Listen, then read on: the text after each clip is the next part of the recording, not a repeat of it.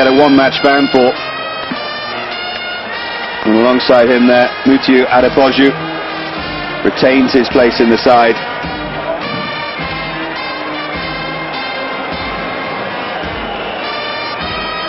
The colourful figure of Taribo West.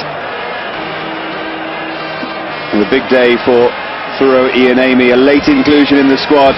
He starts the final at centre-back alongside Taribo West. And next to Ianemi, Nwankwo Kanu, the African Footballer of the Year. And what a start to 2000 it would be if Kanu could win a Nations Cup.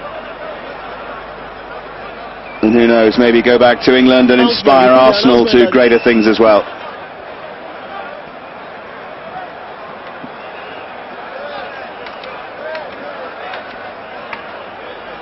And the Cameroon players looking fairly relaxed, as is their wont. I think their captain, Rigobert Song, pretty much sets the standard for that.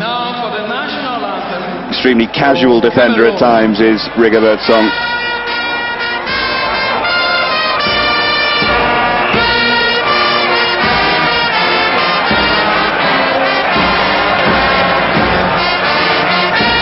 There's Samuel Eto'o and Pierre Wome.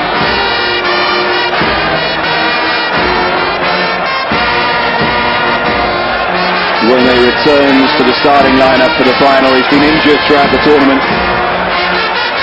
and now he gets his chance. Kala and Njanka, so crucial in that back three. And there's the fastest man in this Nations Cup, Solomon Alembe. Brief glimpse of the coach of Cameroon, Pierre Lechon, to the Frenchman.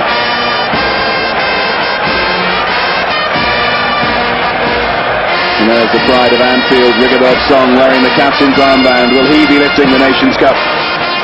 Or will it be Sunday Olise for Nigeria? There's 40,000 people here in Lagos who've got an opinion about that. The national anthem for Nigeria.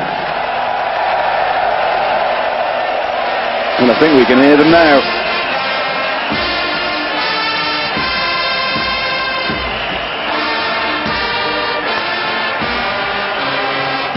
The stadium rises for the national anthem of Nigeria.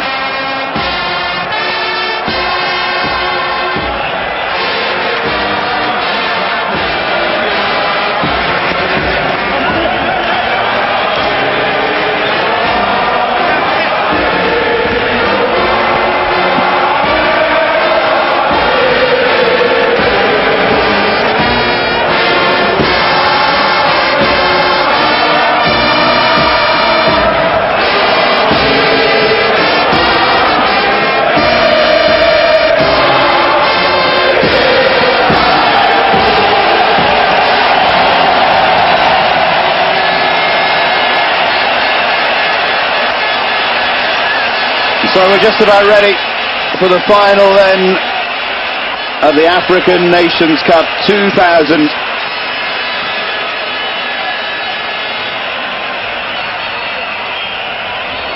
Rigobert Song exchanging pleasantries with that Nigerian side. That'll be over soon. And Mark Vivian Foe, who knows Nwankwo Kanu so well from London derby battles between West Ham United and Arsenal.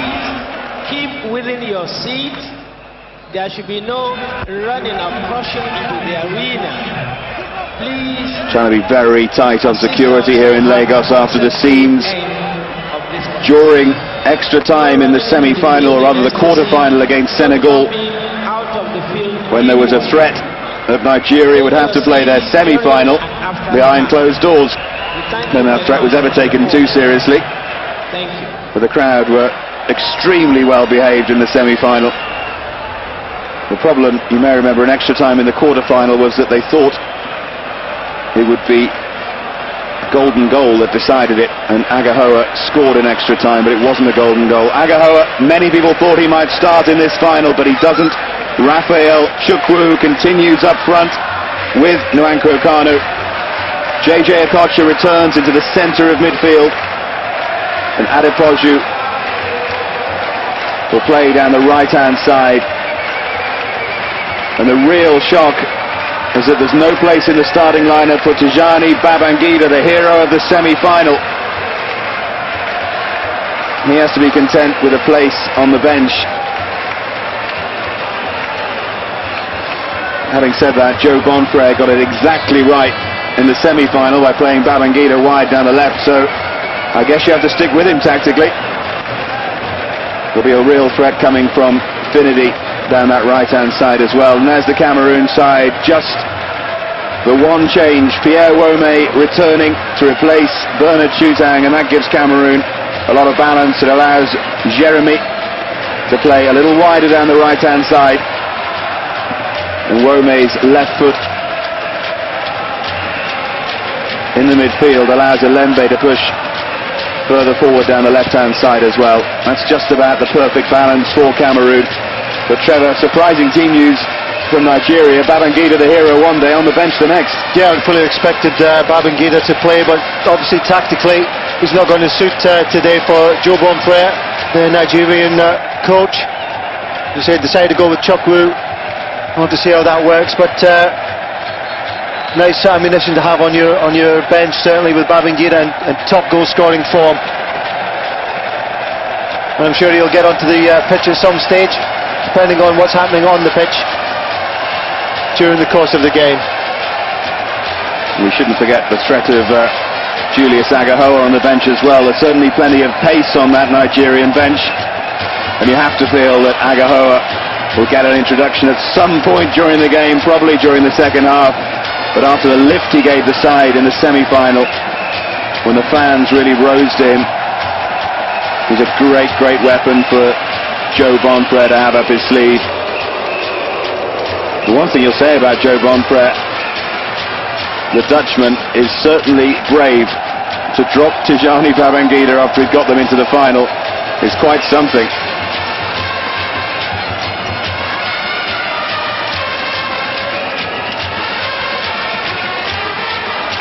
And so Murad Dami is preparing to get us underway. With plenty of nerves fluttering around in the players' stomachs throughout all of those preliminaries and the anthems which seem to go on forever, and all the presentations, but it's part of the scenery in major cup competitions.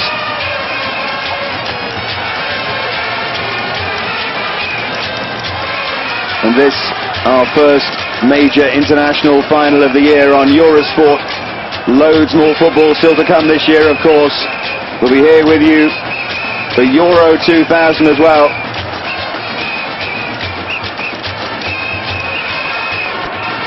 But for your entertainment this afternoon, for everyone's entertainment, most notably here in Lagos, it's the final of the African Nations Cup, the 22nd playing of it. And finally, once he's got the signal, Murad Dami's going to get us underway. There's obviously a stickle of a time, and finally, to cheers, some of them ironic, Nigeria do get us underway. And the first touch was for Celestine Babayaro. So Nigeria kicking from left to right. There's Godwin Akpara of Paris Saint-Germain. And a first touch for Kanu. And Finidi brought down by Wome. So much has been made of the defensive shortcomings of both these sides. It'll be interesting to see how the game starts. Already Nigeria aren't going to score in the opening 40 seconds anyway. Not like in the semi-final. Forward to Kanu, and this is Finidi. Good strong challenge from Pierre Wome. I think for Cameroon the opening 20-25 minutes or so will be crucial. Need to make sure that Nigeria don't run away with it, because they're so capable of doing that. And that was given away, and Eto'o did well to win the free kick. The best piece of play from Akpara. There's Njanka. It's good for the Cameroon players to get an early touch of the ball.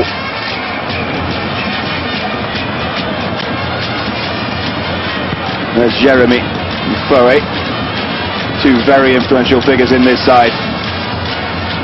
Play for Real Madrid and West Ham United respectively.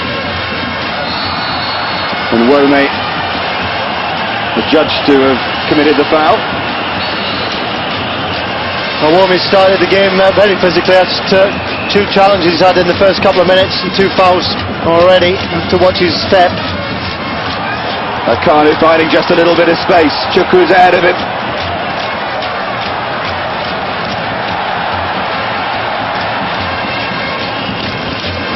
Won by Laurent Meyer. That was sloppy there from Jeremy.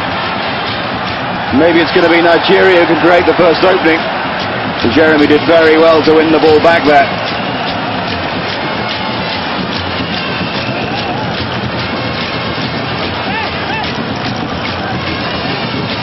Good play from Eto'o, coming short. Well, Jeremy was looking for his options. He didn't seem to have too many there.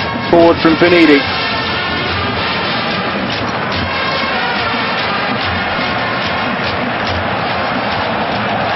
Delightful ball from Adepoju, finds Babayaro. Get the impression Nigeria is showing off a little in the opening seconds. That's Elise. Cut out by Alembe. A little bit of cat and mouse here, Trevor. Yeah, they're just sussing each other out. So everybody's getting a touch of the ball, which is always good, particularly in the cup final. Everybody trying to get as comfortable as they possibly can. There'll be a lot of nerves on the field. And of course that first goal will be vital to either side. Whoever gets it really set the stall out.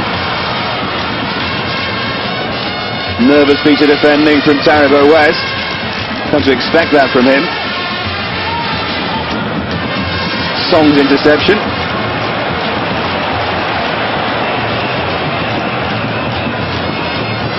There's Godwin off Para. Taribo West does tend to dilly and dally on the ball at times. It must be really nerve-wracking for his coach, not to mention his goalkeeper. Ball from Adepoju.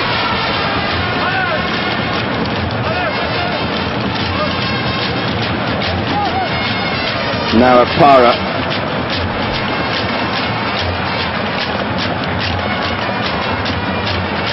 And there's Furo. Furo will be quite surprised to be playing in the final. Plays for Sion in Switzerland. Eventually he was a late inclusion in the squad. That's a good throw, and this is on Boma. But West did well to get across. Excellent thinking though from Pierre Wome with the long throw. Well, the Nigerian defence is sleeping there. Quick thinking from Wome and quick thinking from that man Patrick Mboma. And almost paid off. Got behind the Nigerian defence. Almost the first opening. And might still be defending for Nigeria and Ike Shirunmo to do. It's going to be Jeremy to take the corner kick. And the acrobatic clearance away from Adepoju.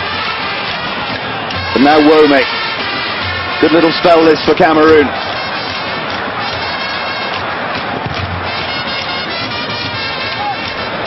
A battle of strongmen there between Wome and Finidi. A little warning there from Murad Dami, the referee, for Jeremy. Already this is keenly contested. As in any game, the midfield departments are going to be vital. Olusei and Okocha in the midfield for Nigeria. Four and Jeremy in the middle for Cameroon. Whoever gets the better of that battle, you feel, is going to be able to set the pace in this game. There's Babayaro, and there is JJ Okocha returning to the side for this final after his suspension. Crucial figure for Nigeria. Now Adepoju, and finds its way through here. Desperate piece of defending from Raymond Kalla. Eventually the free kick goes Cameroon's way, and Chukwu looked a little sluggish there. Well, just for a second I thought Chukwu was going to get the better of Kalla. The big number 5 stood strong, kept on his feet, and eventually tidied the situation up there. But a little bit of a threat there of Kalla getting on the ball, feeding the ball through there.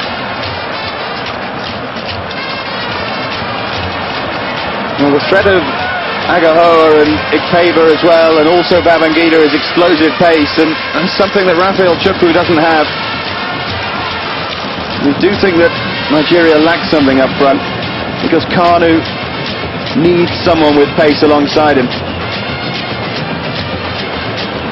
There's Foe. Of course, Victor Ikpeba might well be starting this final if he hadn't fallen out with the coach and been dropped from group games in the quarter-final. Came on in the semi, might well figure in this final. That's a rather ambitious effort from Mark Vivian Foe.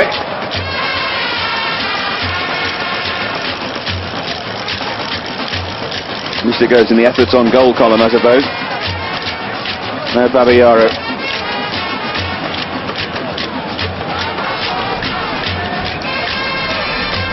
That's Sunday Elise, the captain. Should be simple for Olembe, but he's pressured there by Finidi. Well, there's plenty of pace on this near side with Olembe and Finidi up against each other, and that's exactly what Olise was trying to do there, release Finidi. And now this is Jeremy, already linking up with Laurent Meyer. Chance for Jeremy to cross here, and Mboma was coming in dangerously at the near post.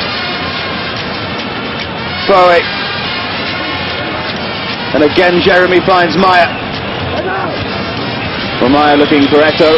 Has to settle for a corner in the end, but Jeremy and Meyer do link exceptionally well down that right-hand side.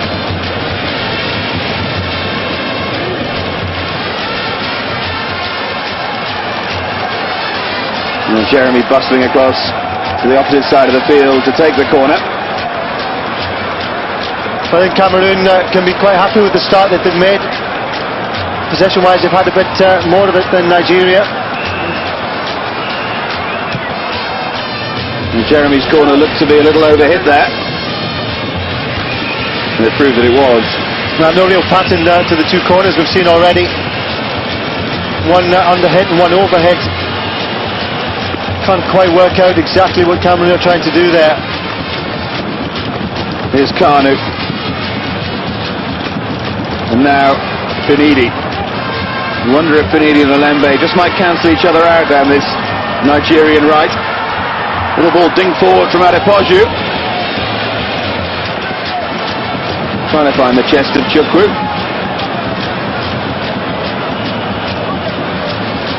Well, Laurent Meyer having a real influence at Real Mallorca in Spain.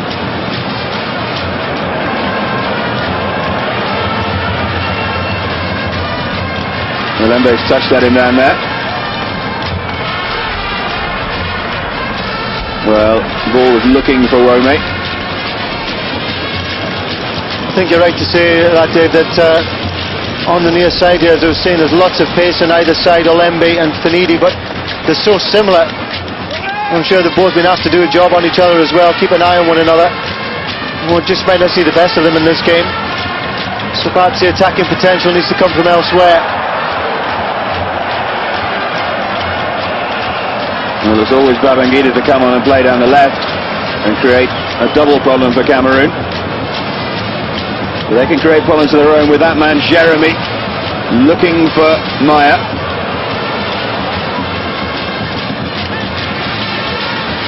There's Jeremy again, seeing a lot of the ball early on. Well kept in there by Laurent Meyer. And that's Jeremy's cross looking for Mboma. Done well to head it back across to Eto. But he just wouldn't sit down for Samuel Eto. Very intelligent play by Patrick Mboma, though. Yeah, Mboma did well, just pulling to the back post there. And that's where he can be so dangerous, getting on the wrong side of the defence. And And that just sparked Nigeria into a little bit of action. The foul on Kano here.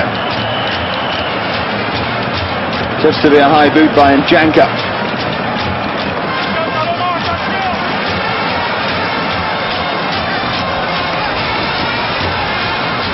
Finidi typically casually takes the free kick, and typically casually it's given away.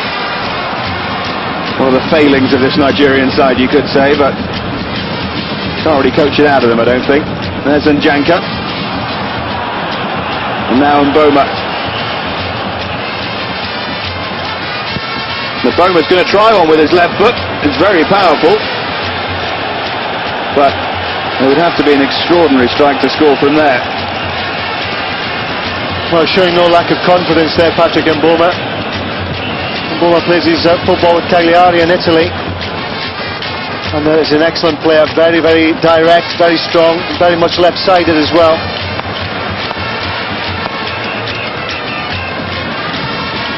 You get the impression Mboma's deadly from long range, but struggles to tap in the simple chance. He showed that in this tournament.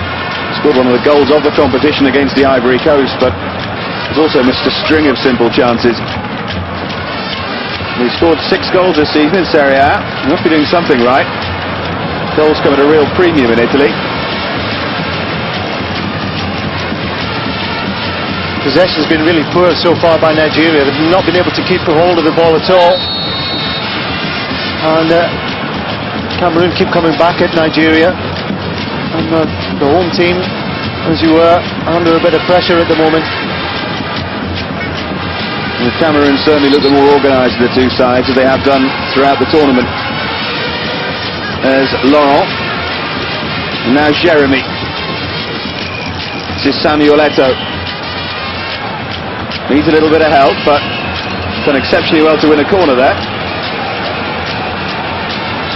No, he did well there. He was in a tight hole.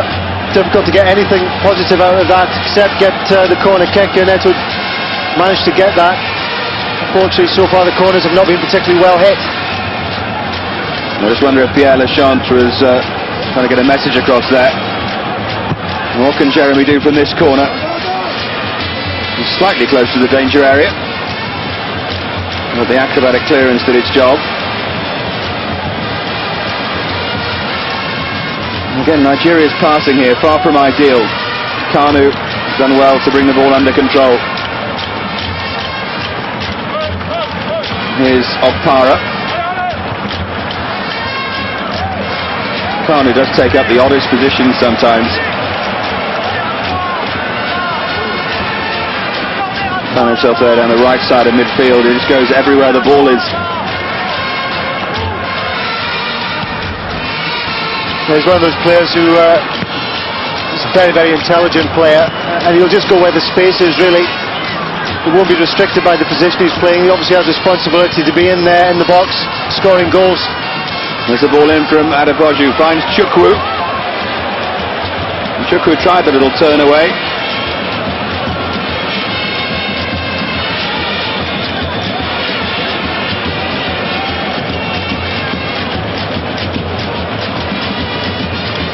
There's Rigobert's song.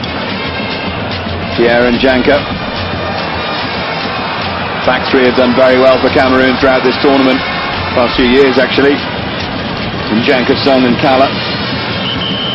That is Kala.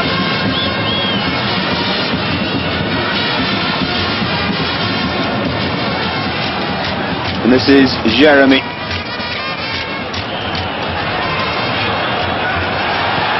And that was Eto'o in a little bit of space.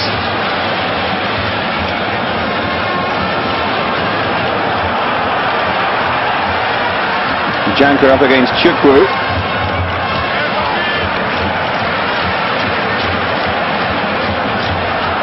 Extravagant looking ball forward there, and Nigeria might be in.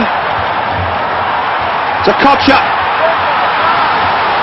And just blazed it across the face of goal. He had no support.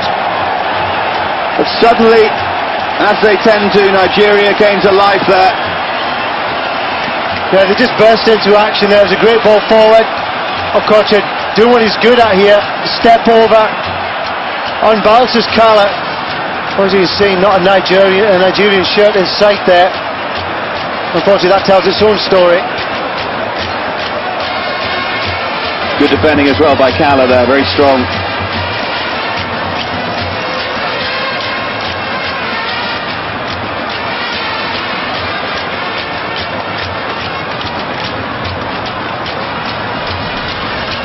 Bit of a dive in by Cala, but he got away with it. Cameroon have kept possession well so far, but having said that, it's given away. You should just keep my mouth shut.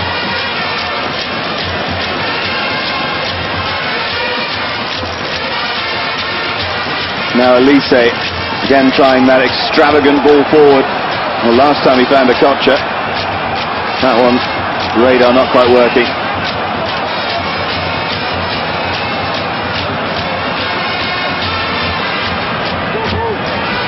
Throw it.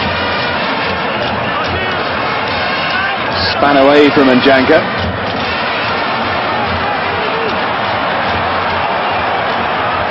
The run there from Kanu. Played in by Chukwu. Adepoju had made ground. Just sense that Nigeria is starting to find their feet here.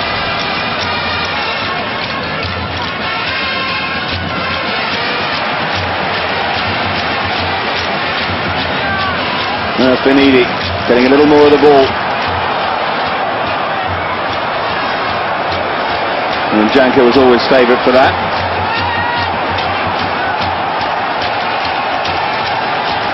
Chukwu, he works really hard, makes all the runs that Kanu doesn't make, the ones that are heading towards goal. Lovely languid piece of skill there from Kanu. Well, he thought he'd been brought down. The whole stadium did as well, but not given. Well, there's a definite free kick there. Going to the referee is right on the spot, but still missed it.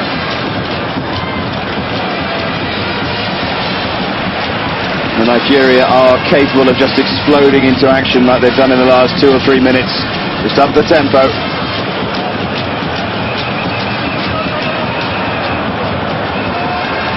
Now Finidi, he's still got a Lembe to contend with. Adepoju, whose passing has been delightful.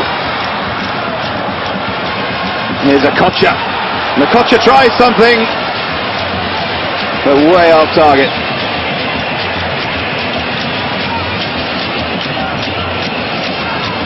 It is better from Nigeria now. They have stepped up the tempo. Starting to look busy. First 15 minutes they did look really untidy compared to Cameroon. Things are starting to come together for them a bit better now. Don't forget you can have your vote for man of the match, calling whichever number is relevant. Man of the match in the semi-final, Tijani Babangida, not on the field this time. And is this going to be the first booking? Referee certainly having a word with Akpara.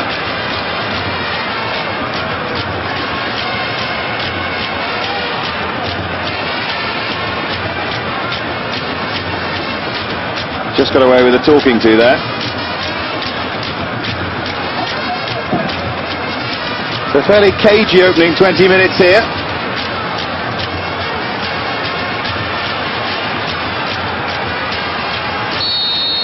For this, a dangerous position. Lembe was making a move down the left-hand side, but in the end it was swung in by Wome, and fairly easy for Ike Shirunmu. There's a catch that'll certainly make his confidence grow, though.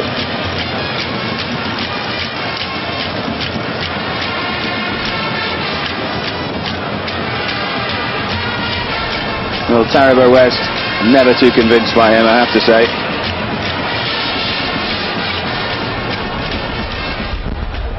Kanu this time picking the ball up in central midfield, looking for Finidi, but as ever, Alembe's back there covering. Must be frustrating to be as quick as Finidi or Alembe and come up against someone playing down your side who's as quick as you. I think they both know each other well as well, and that means that they know how fast each other are and are reluctant to try and take each other on. So they're definitely nullifying one another. Yeah, they know if they leave a gap it'll be exploited.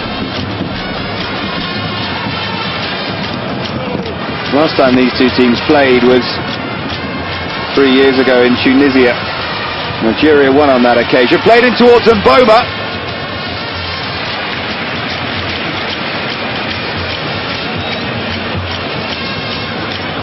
There's a good ball in there from the right-hand side by Mayer.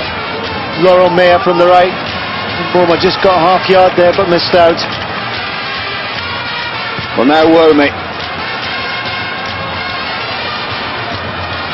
And there's Laurent Mayer. And Wome again. And Mboma's making himself a real target. This is Eto'o. Might still drop to Mboma. Well, Mayer was in space down the left. Well, the referee spotted a foul there.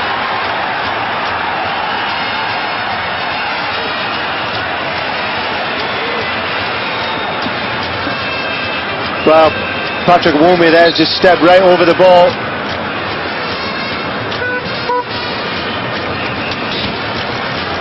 Made solid contact with the defender. The ball not really in sight. Well, it's Monsieur Adepoju who's down. He certainly took a clout there, he really did.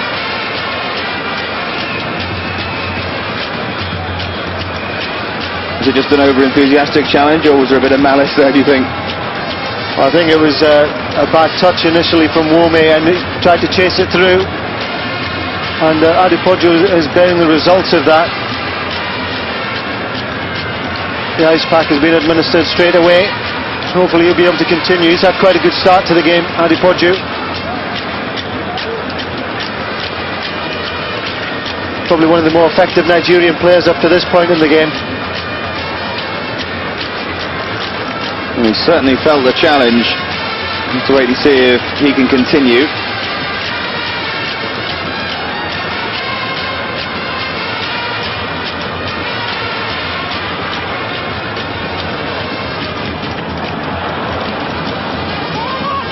Well, the game can continue while the men with their cart do the job.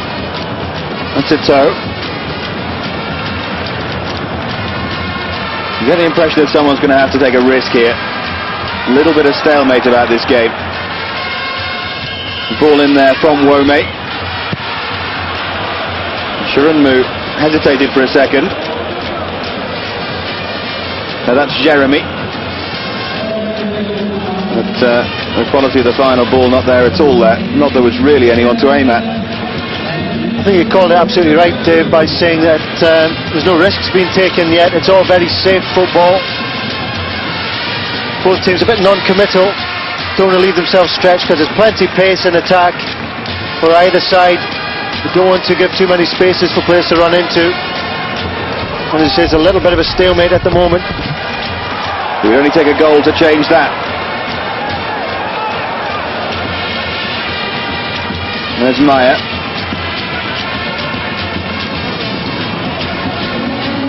And there's some space here for Jeremy to run into.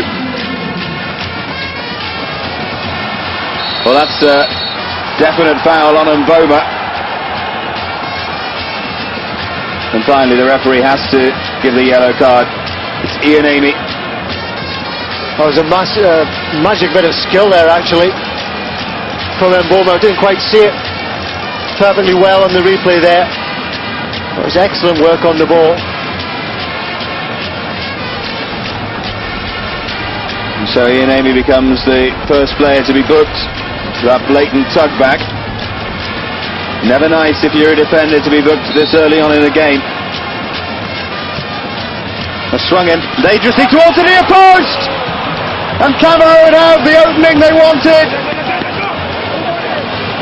And it's Samuel Eto'o who can prance up and down the touchline. Wome's ball in, and there's silence in Lagos. Eto'o gives Camerún the lead, and now Nigeria will really have to come out and play. Well, I'd have to say initially it was a fairly woeful ball from Wome, and into the near post. There were bodies there. Wasn't a good ball in, but it broke to Eto'o, who finished quite convincingly when the ball broke to him. And for an instant that just silenced the crowd. And now the Nigerians have really got a game on their hands. and they may just have to take risks now. And of course that could just fall right into the hands of the Cameroon players. Well, we'd already suggested with stunning originality that the game might need a goal. It's got it, and it should open it up a little. The last thing you want is for the Nigerians to go into their shell. Well, they know they have to come and attack. And goodness me, they're capable of doing that. Header away from Njanka there. And there's no question that Cameroon will sit on the lead. I think they really defend well enough to do that. Well, there's Finidi, dispossessed by Kala. This situation will suit the Cameroon very, very nicely indeed. Have much more of a well-formatted defence. Just looks better than that of Nigeria. And they'll just like to sit on this lead for the moment.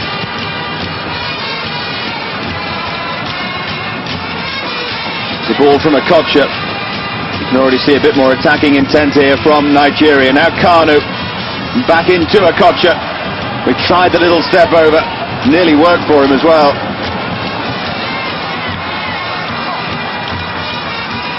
Great first touch from Adepoju.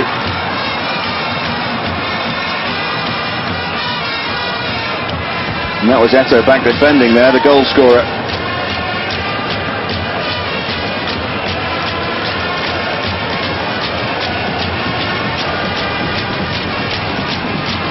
Well, the band's still playing, despite the fact that Nigeria are a goal down.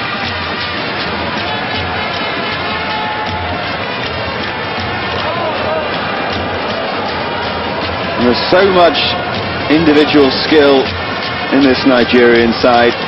The problem for Joe Bonfrere, as for every Nigerian coach in the past few years, is how to knit it together. When it works, it's sensational. And when it doesn't, it can look really disjointed.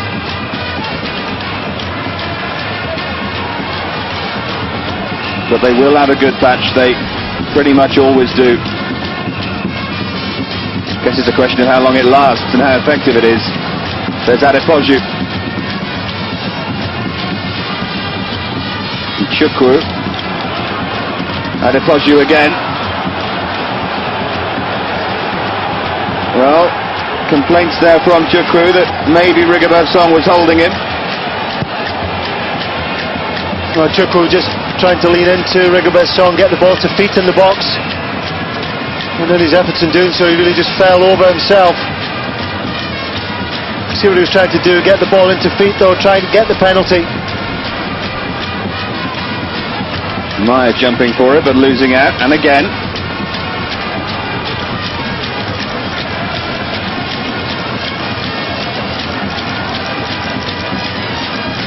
Now Song.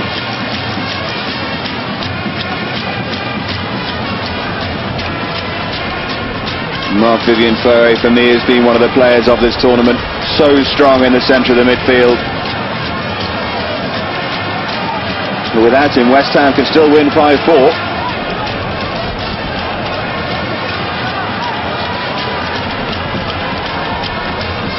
Forward from Njanka towards Mboma.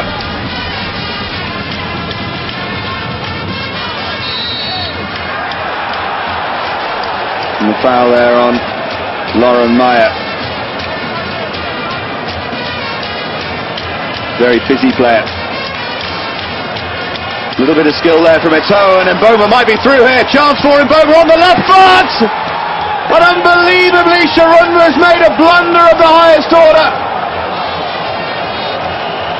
In the most important game of football in his life, Ike Sharunma lets the ball through his legs, and Mboma has his fourth goal of the tournament, along with Eto'o.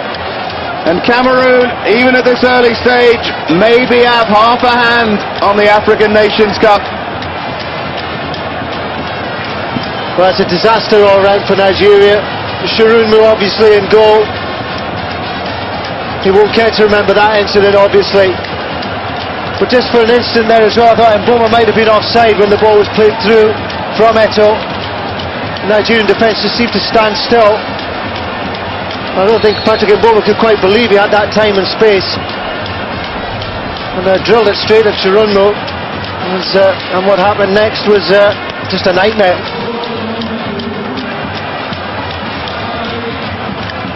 Well, 14 minutes to go until half-time. And don't Nigeria need a goal? The brave pocket of Cameroon fans having a great time. The rest of the stadium, well, close to silent. This is not how the script was supposed to go. Nigeria still have a chance to alter the denouement. Question of can they now? I suppose you could say if there's one team in world football that's capable of coming back from this, it is Nigeria. If they have the spells they're capable of having, and the foul there on JJ Okocha. You see how frustrated Nigeria are getting, though. It's another feature of their play.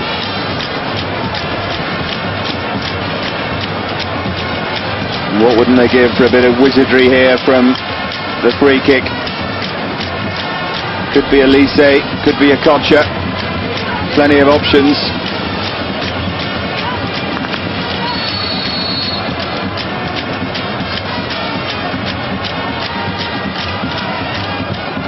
Well, Alium got to his right and probably had it covered, but Elise unleashed a real rocket launcher here.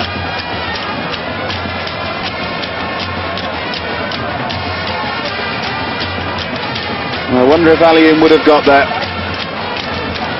Yeah, super strike there from Oliseh. We've seen him do that before. You can't half-hit them. His direction was slightly out.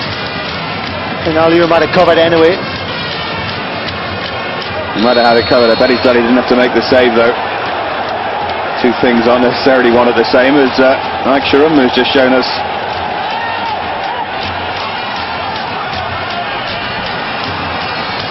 Well, Cameroon will be happy just to keep possession before half-time now.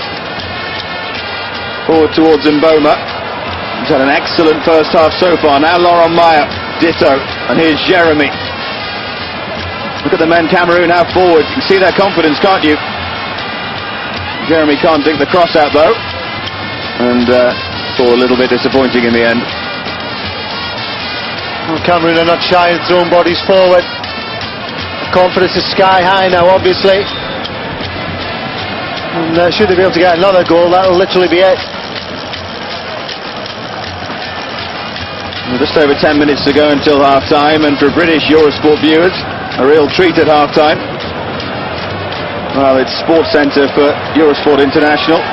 We'll have Chris St. Valerie with Jerry Armstrong in one of his many range of jackets in the studio to discuss this first half.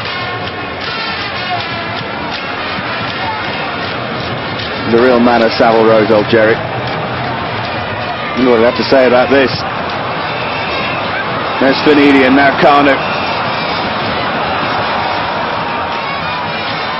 Well spread to Celestine Babayaro. Jeremy dealt with that fairly comfortably.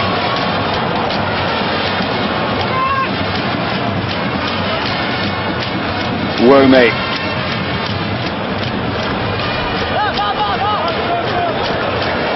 Now Lembe has hardly ventured outside his half because of the battle with Finidi.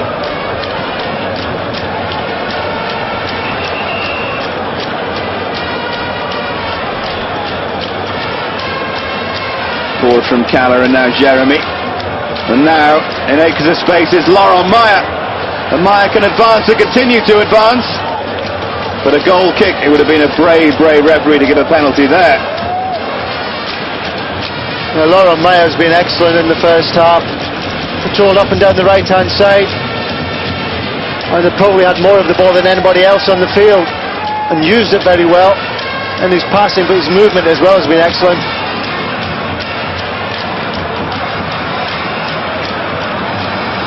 Well, it's a fairly open secret that he'll be on his way to Parma at the end of the season from Real Mallorca. He does look an excellent player, Laurent Meyer. Now Kanu. And Adepoju. Ghana just looking for a little bit of space. Here's JJ Okocha. Well, that's poor from Adepoju though. Well, a lot of bodies in that middle of the Cameroon defence. The green jerseys are massed in there. Nigeria really need to try and get around the outside. Babayaro on the left perhaps, Finidi on the right. I'm not seeing that yet. And that's credit to Cameroon, the way they're defending. Well, Nigeria's 19-year unbeaten record here in Lagos is looking under threat, to say the least. 43 matches unbeaten.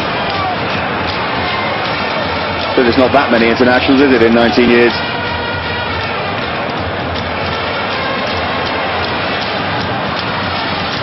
Forward from Babayaro. And it's going to drop here to Okocha! And would you believe, straight at the goalkeeper, a yard either side, it was 2-1. Well, he needed that one. He needed that to go in. A little bit of a deflection into Okocha's path. Tried to be clever with it and place it, but just only managed to place it into the goalkeeper's arms. Would have been a timely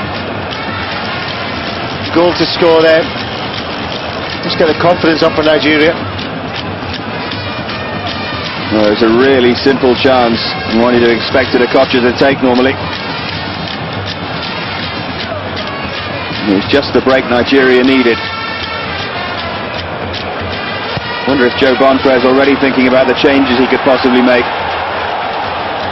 At least from a Nigerian point of view, he's got options, that's for sure. At the moment, Nigeria needing to defend though. Well, Shirunmu is looking pretty shaky after the error for the second goal. Eto was not a long way away from that either.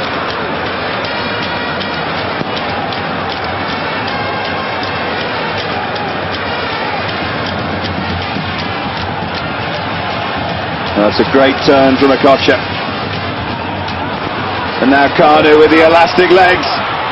And danger inside the penalty area, but well dealt with by Kala, and good refereeing to deny Finidi. Oh, what a pass there from Kanu through to Finidi. And that's what Nigeria are capable of. But they need to capitalise on one of these opportunities that they're creating. It was great defending from Kala, but what a ball that was. Right into the path of Finidi. And Finidi drifting into the centre, away from Alembe, and wasn't picked up.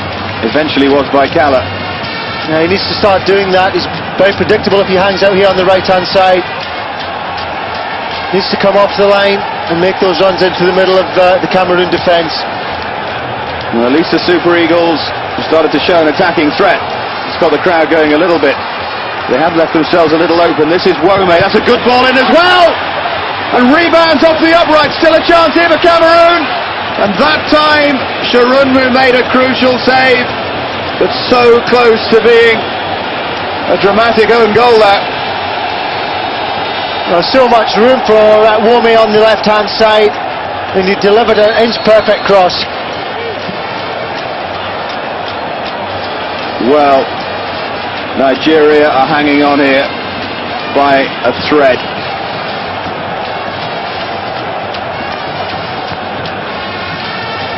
Superb ball in from Wome. Well, it was Ian Amy's header that came off the crossbar.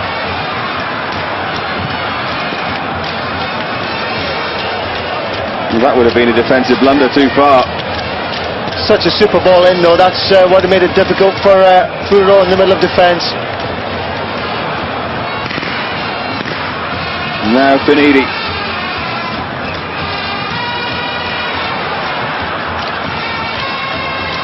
The little ball forward in there.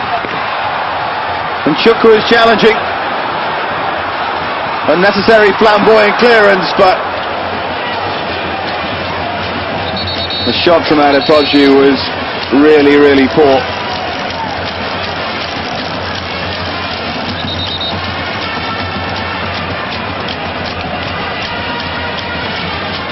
Well, whoever wins today will keep the African Nations Cup. There's a new one being cast for the next tournament in Mali in 2002. And both these sides, already having won it twice before, would be able to keep it. Again, that was good, strong defending from Kala. Yeah, the central defensive partnership was working really well for Cameroon. Rigobert Song's in there, Kala's in there. Right through the middle of this Cameroon side, there's a lot of strength. You've already pointed out Mark Vivian Four as being one of the players of the tournament. I don't think anybody could argue with that. And we've got a good partnership in Mboma and Etu up front as well. A good backbone to the team. Forward from Njanka. It's important that Cameroon don't get casual. They've done that when they've been in front in the tournament previously. Nearly paid for it against Algeria as well. They cannot afford to give Nigeria an inch here.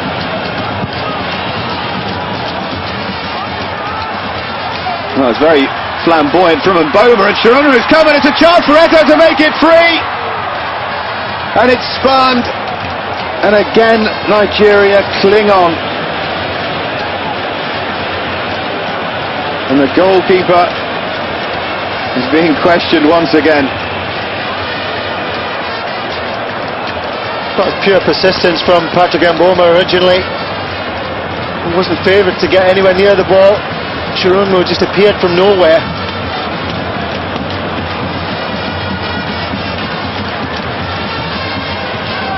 Well, it wasn't a simple chance for Eto, but it's one that he might have taken. And as Trevor said before, a third goal, you have to start talking about the game being over. Or at least talking about a remarkable comeback being required. A lovely turn from Okocha. And that probably should be a booking for Njanka. A wonderful touch from Okocha. And don't Nigeria need that sort of thing at the moment? They need a bit of magic.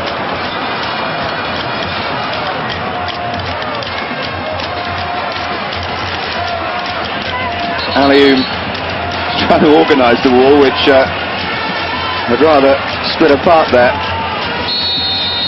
Worried about his near post. The ball in from Finidi, but too far, and Kanu needs to retrieve. Well, that was poor from such a promising position.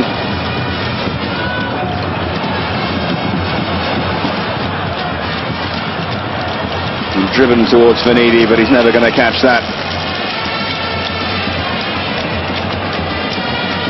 Well, coming up to first half injury time, don't forget, for British Eurosport viewers, Jerry Armstrong, his views back in the studio with Chris St. Valerie. It will be Sports Centre for the rest of you.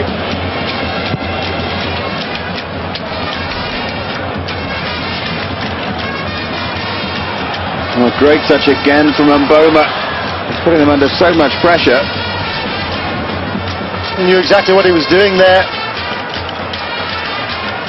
Just enticing the defender in, just trying to poke around the side of him.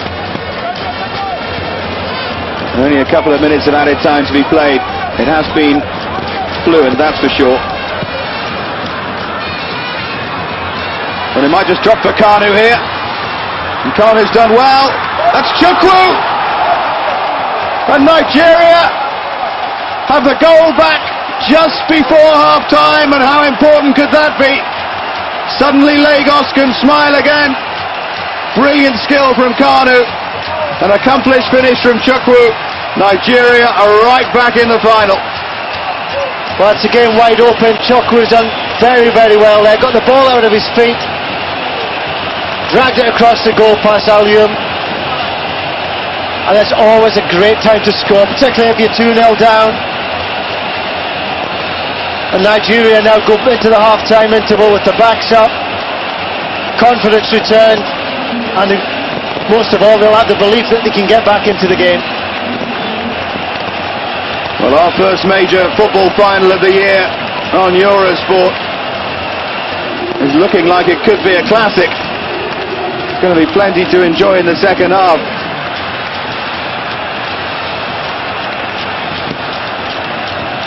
Forward from Babayaro. But Kanu did well as well for the goal. Held on to the ball nicely, dragged a couple of defenders into the central area and released it to Chukwu, who did the rest. I suppose Chukwu was destined to score after I suggested he was lucky to be in the side. Kocha hurl one of those bombs of a throw into the penalty area, and suddenly it's Cameroon, a look a bit rickety. Well, there's the half-time whistle from Murat Dami, and what a half. Cagey opening 20 minutes or so, but since then it's been everything that the neutral would have wanted. Open, highly skilled, attacking, and 3 goals in the first half.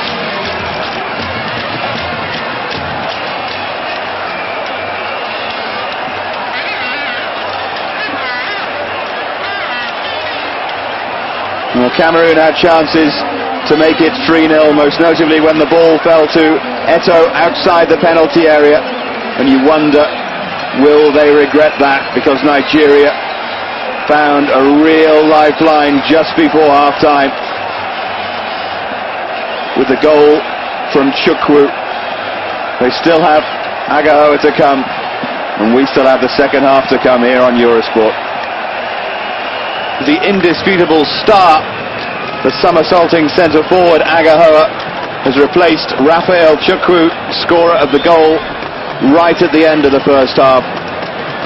And Joe Bonfrere will be looking for inspiration from Agahoa. He lifts the fans, he lifts the players, and Trevor Stephen is going to need to get a couple of goals as well. Yeah, he's almost regarded as the lucky charm for the Nigerian side. And I'm a little bit surprised he's come on at this stage. Chukwu must have an injury, I would suggest. And so Julius Agahoa on for Raphael Chukwu. And if Chukwu didn't have an injury, then having scored the goal right at the end of the half, you'd have to say probably one of the most unlucky substitutions ever. But I suppose he's done his job. He's done more than his job by getting a goal as well. And you just wonder if the momentum now is going to be with Nigeria. The next goal is absolutely critical. And this is going to be Jeremy with the long throw. The attempt to put him off as well. Bounced around dangerously for a moment. And now it's Laurent Meyer. Decent cross as well from Meyer, but an early touch from Sharon Moon. Goodness me, he needs his confidence boosting, doesn't he?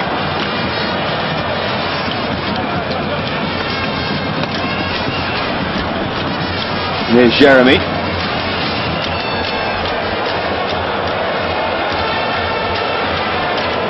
And Joe Bonfrere, the Nigerian coach, will really have been trying to inspire his team at half-time. Suddenly there's a bit of space here for Alembe.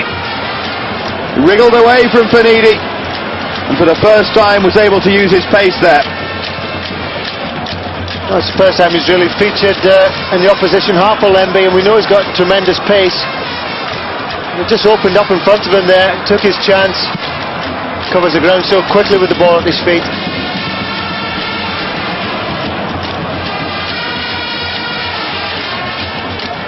And can Cameroon defend for this second half? But what a strike!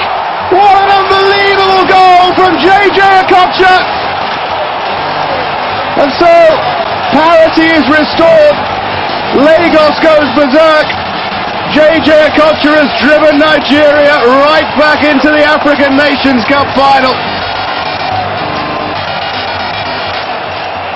What an absolutely fabulous shot there. Okocha could not have hit that better. It was almost wind assisted, except there is no wind here.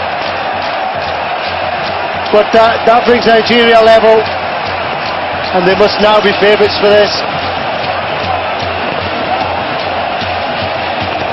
I get the feeling the momentum's with them,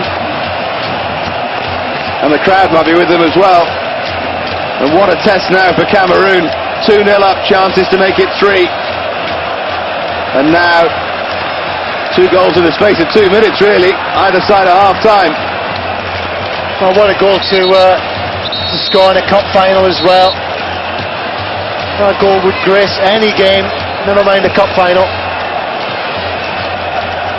Well, Alioum got a hand to it, you know. He did exceptionally well to do that. It's going like a rocket from Okocha. Yeah, and on his weaker foot as well, remember. That was his left foot from Okocha. The right-sided player, remember. And he just timed it perfectly. Now Cameroon come back. Get a feeling this game is going to open up now. He could be in for a second half treat. Cameroon won't lie down. They've shown previously they've got stickability. Jeremy's long throw. Header on by Foe towards Mboma. Well, we did say, Dave, didn't we, before the game started, that there's not a great chance that defences were going to be on top through this game. And it's definitely proved to be the case. Great strike from JJ Okocha. He might have missed the semi-final, suspended. And I think he's made up for his absence here. And you wouldn't like to bet on it, although you would say that Nigeria are favourites.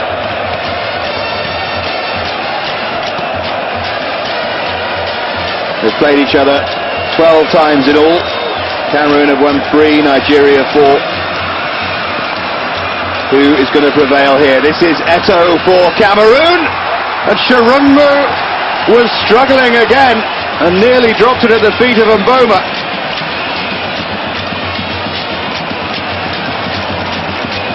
Yeah, all in all, there was good goalkeeping if you look, because Patrick Mboma had just got the better of the defender, and if Shirunmu hadn't made that interception, sure Mboma would have finished it off. Great ball to Finidi. And this is Agahoa. A little bit flashy from him, as it is wont.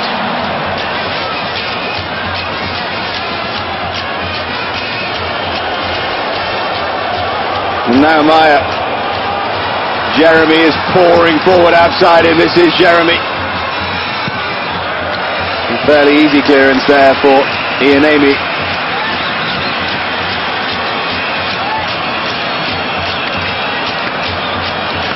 Both sides have decided to attack. It was cagey for the opening 20 minutes. It's been anything but since.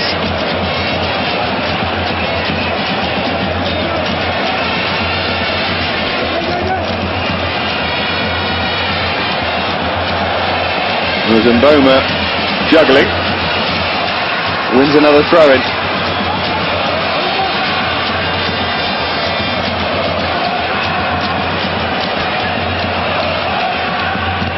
Looked like a foul throw from Jeremy, that. Sort of saw his foot come off the ground. And has he won a corner? Or is it another throw? It's a good response this from Cameroon after the equaliser.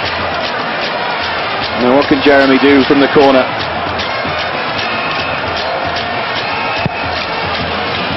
Well, swung in dangerously, but good acrobatic clearance there from Adepoju.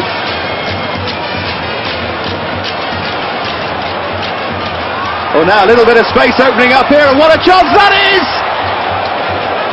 And Shirunmu nearly beaten at his near post, inches away from a Cameroon third there. Well, Eto'o yet again popping up in the right place in the box. It really is an all-action game now. He had oceans of space there, and it wasn't a bad finish. He's got to consider himself unlucky, and for the moment the luck rides with Nigeria. You just wonder how much Cameroon are going to regret these missed chances. We shall see. I don't think it's going to finish 2-2 though. Now Maya. Good ball forward from Jeremy. The Nigerian defence just went AWOL there to allow Eto'o in. Well, Elise and Jeremy getting involved there. Let's have another look. That's the last thing this game needs is Well, Elise was angry that Jeremy had overreacted to the arm, but then Elise did a little dig at Jeremy. And what did the linesman see is one question, and what happened to Elise afterwards is another, and what did the referee see, and what's he going to do? But the last thing it needs is sending off. No, it wouldn't matter too much if it was 10 against 10, but you don't want one side to have the advantage. No, I was going to say that the game's been played in such good spirit so far. We don't need any aggro in it. There's a bit of slapping going on there, and that's out of order, so it has to be said from Elise. I think he's got away with it. Not exactly a captain's example there. And I wonder if him rolling around on the floor is tactical. The referee still wants to talk to him though. I definitely don't think it was an elbow, it was just an arm raised. And surely there's no way it could have hurt Jeremy that badly.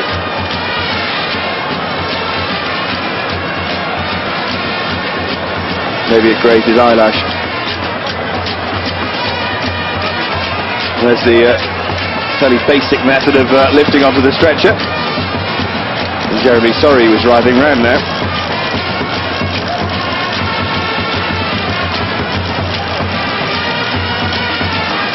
Well, once all this is over, this extraordinary game can resume.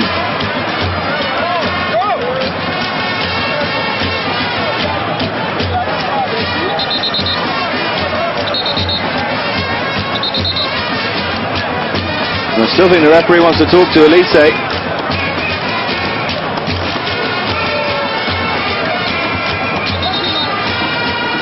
He's letting him back on, and it's a yellow card for Elise. I think he's lucky, and I think the game is as well. All credit to the referee. Muradami spotted the incident, and he's dealt with it accordingly. I think Elise was just trying to get away with it there, staying off the pitch for as long as he possibly could. So the second yellow card of the game, Ian Amy for having been booked already. But thank goodness for that. As Trevor said, the last thing we needed was a player being sent off. It was looking such a good game.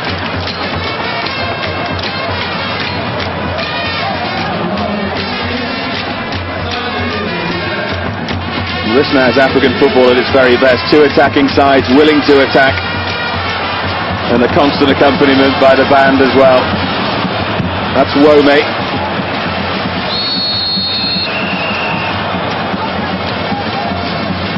It's 2-2 and it could easily be 4-4. You're absolutely right, Dave, to say that it is African football at its best. The game did start off fairly cagily, but once that first goal went in, it has been everything we were hoping it would be. The ball from Jeremy. And I suppose anything tests your run move. It's a little bit jittery. I don't think there's too much question that we're seeing the two best sides in this tournament in the final as well, which is a good thing. Whoever wins can genuinely say they're the best. And there's no one missing this time round in the Nations Cup. Slightly fortuitous for Taribo West. Kanu shoved by Song, little Premiership tussle there. I've seen Song get away with worse challenges than that. I think Kanu's made a little bit of that one. Saw himself getting crowded out and went to ground fairly quickly. And Rigobert Song must consider himself a little bit unfortunate there. That's got a bit of a reputation though, Rigobert Song. He tends to dive in, so I think that helps him. It's going to be Taribo West with equally interesting dreadlocks to take the free kick. Now a little bit of space for Kanu. Well, he's done well to wriggle away, but he was looking for the free kick, and that's excellent refereeing. He wasn't fooled. Now Adepoju. Little run from Agahoa there. Been a little quiet since he came on. Well, now a little bit of space and driven straight at Alioum with Kanu closing in. And this game is really on a knife edge now. A great strike there from Finidi, but it's lovely work again from Nigeria. Lovely 1-2 played. Well, they're really starting to play now, Nigeria. Cameroon look a little dispirited, although having said that, they've just hit the post. Adepoju brought down there. Taken quickly to Okocha, but he's going to strike one for a second. The skill from Mboma near his own penalty area. This is football played with real joy.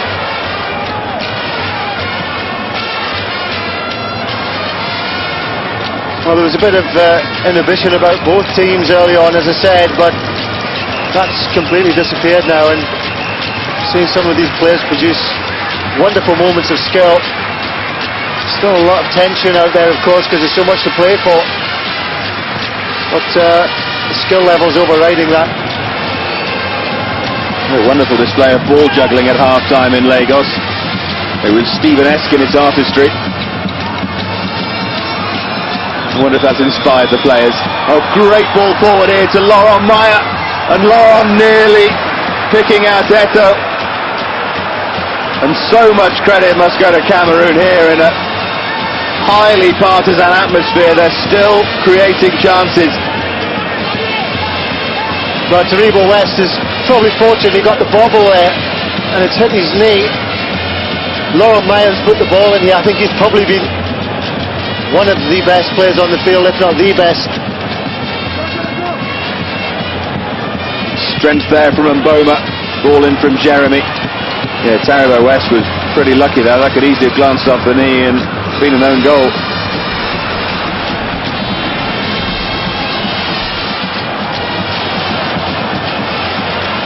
It's good on the ball now. I just wonder about him. More defensive positions. Now Adepoju. Babayaro hasn't seen as much of the ball in this half.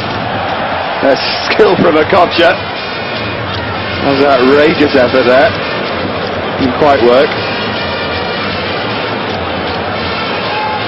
That goal's given Okocha real confidence, and he's trying everything now. Defensive slip there again from the Nigerians. They got away with it. Kanu finds Agahoa. So to work hard, Agahoa. Now Okocha. With a space there for Finidi.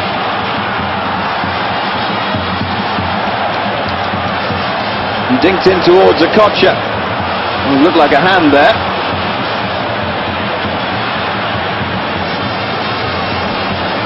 And now Laurent Maya again, and Taribo West just stood in his way.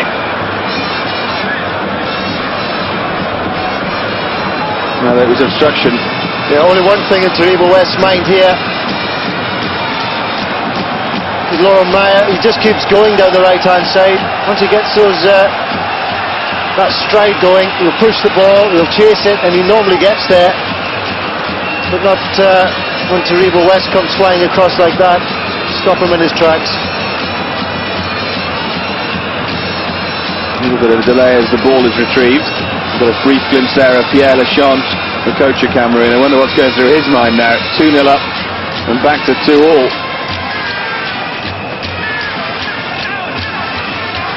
Jeremy's throw, quickly and intelligently taken.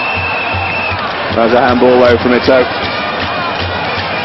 I mean, the long throws have been a weapon for both sides. Seen Jeremy putting in a lot of throws from this right-hand side. Tried to pick out Eto, who felt he was manhandled in the box. Don't forget, you can vote for your man of the match. I'd say it's a pretty difficult decision so far. Remember that we would go here to extra time and penalties were they needed.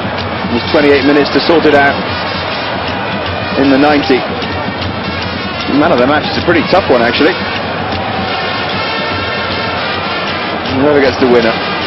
Forward from Finidi. This is Agahoa. And now Kanu. Well, Kanu got to the byline, but there was absolutely no one attacking the ball.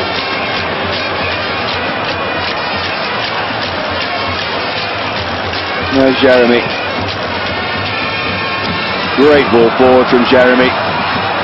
Not a bad touch either from Mboma. Same trick twice, wins a throw-in. And you know what he's going to do, but you can't actually stop him doing it. Again, for such a big, powerful player. Very, very good footwork on the ball.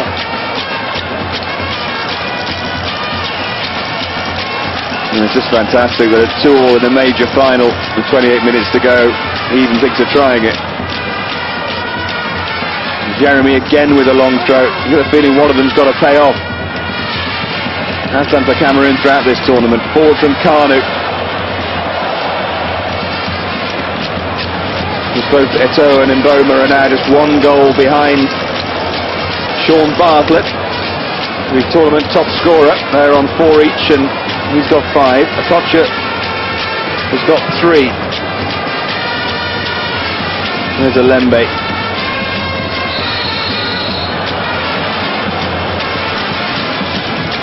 And there was a dive in there into the back of Mboma.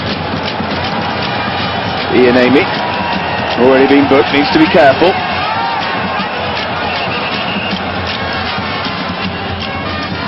That's a clever little free kick by Cameroon.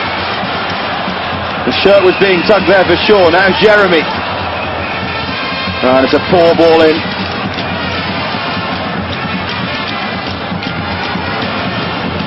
Cameroon look the stronger here at the moment. This shows great mental strength. Jeremy had made the run, but Laurent Meyer didn't see him. Now Rigobert Song. And Mboma wanted it played early. Maybe he'll get the service now from Meyer. Well, Babayaro adjudged to have shoved Laurent Meyer. Well, he's almost unstoppable, Laurent Meyer. He's got an electric pace off the standstill. Wins the free kick.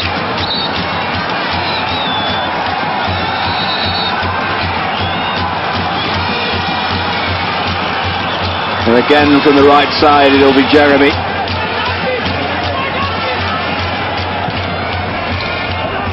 And whipped in towards the back post, towards Foe. That was fairly deliberate. I think he was trying to head it back across goal.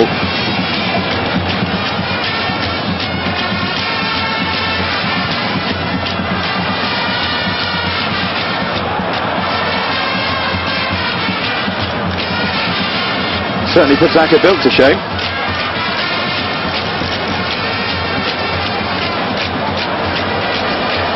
Now Jeremy.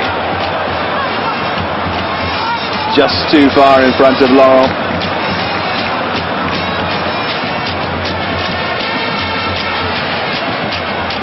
Sherman was looking for the option short, but wants to bang it long downfield. Or rather artless.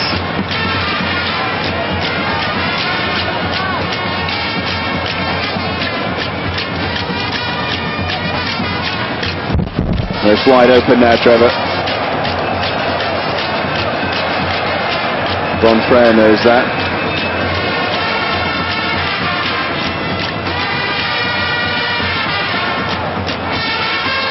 Really, with under 25 minutes to go, absolutely anyone could win here.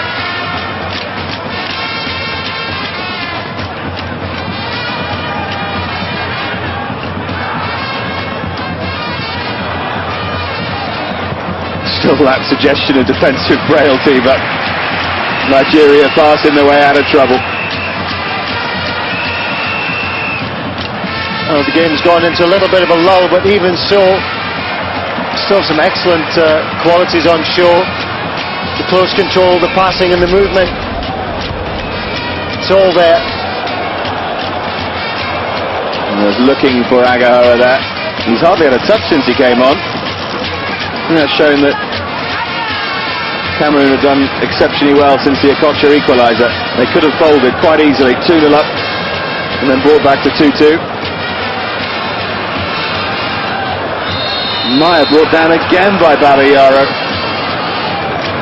We'll have to book him soon. It's been a long time since Celestine Babayaro's had such an uncomfortable afternoon. If I were both mistaken, it was Adepoju.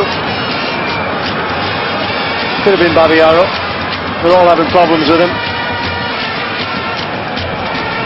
Looks like Nigeria on the verge of making another substitution. It looked like Tijani Babangida, and I think the roar from the crowd suggests it may well be. Well, played in again by Jeremy, and what a dangerous ball, and Boma and Eto'o couldn't get on the end of it.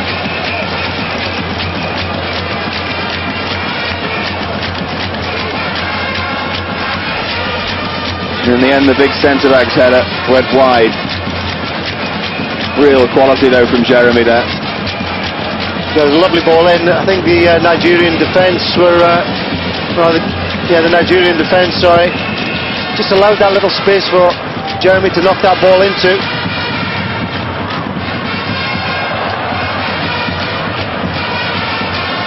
He certainly picked his spot.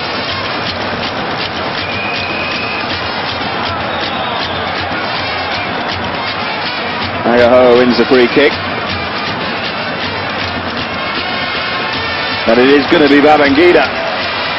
And it's going to be Benidi to come off.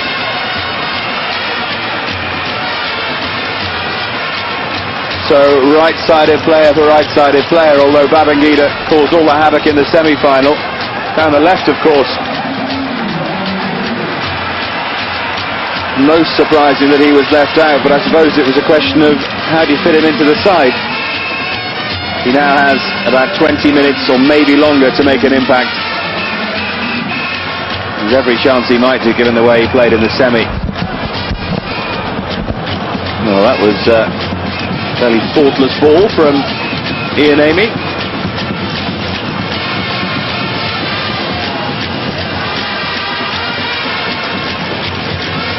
You just hope that they don't get nervous in the last 20 minutes, Trevor, and clam up again both sides. Yeah, the game has settled somewhat, just tightening up slightly.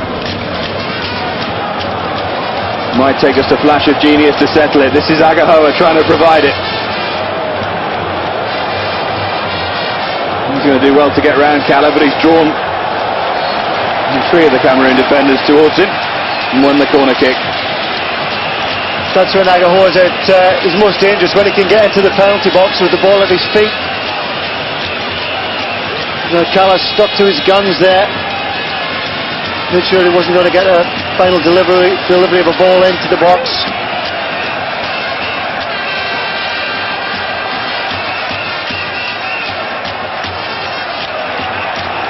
Babayaro's corner. Alioum comes very confidently, very efficiently.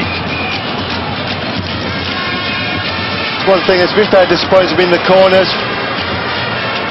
Nigerian forwards very static there, never looked a real threat to the Cameroon defence. Well, Murad Dami decides it was a free kick for the challenge on Eto'o. Crowd weren't too happy. You just wonder how much fatigue is setting in now. Intensely hot in Lagos.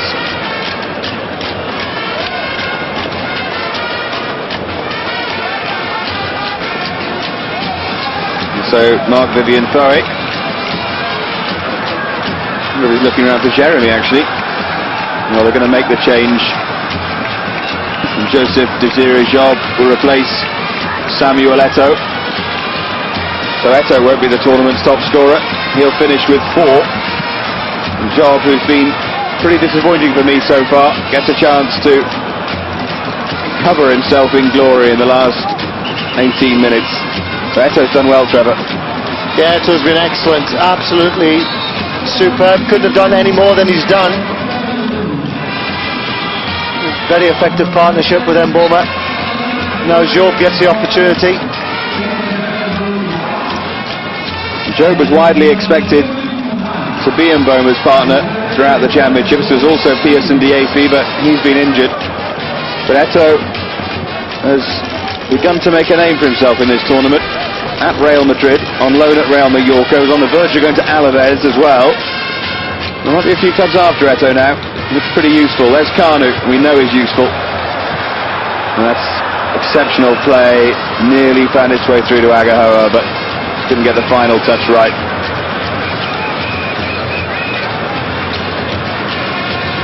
Kanu is an exceptionally awkward customer.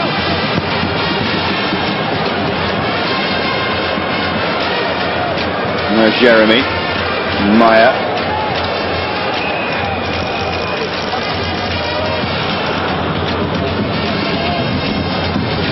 And there's Song. Going to be too far in front of Laurent Maya. Or who'd be a coach. Nothing Pierre Lachant can do now.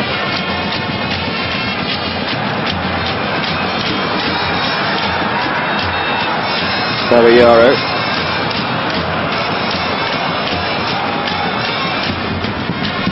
We're entering tense, edgy territory now.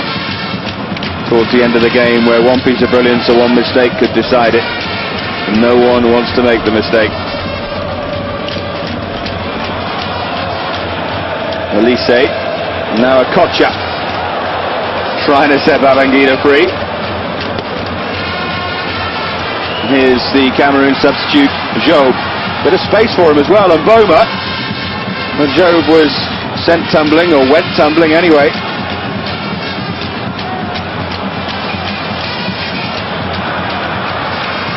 Agahoa.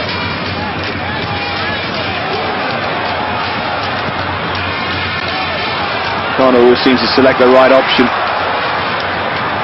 That's Elise.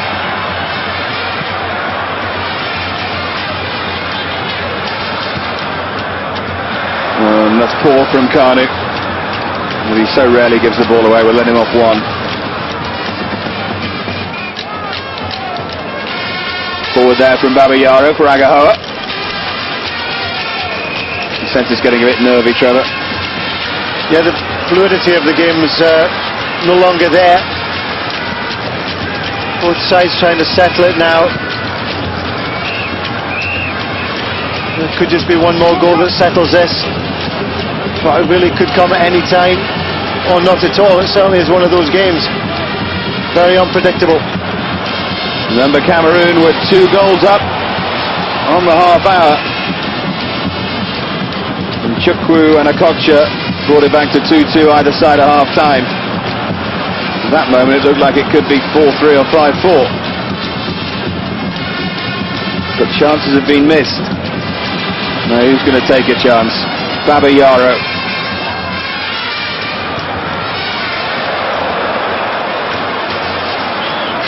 Well, momentum lost there again. Babayaro had it on the left-hand side. Just would have liked to see him have a go at Jeremy, who was marking him. Just say the momentum was lost. He passed it back. Cameroon defence were in control then.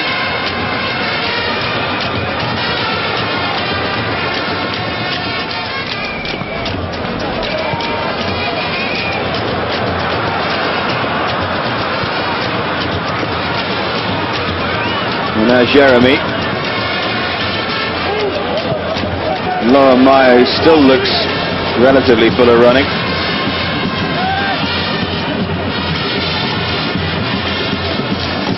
Now Foe.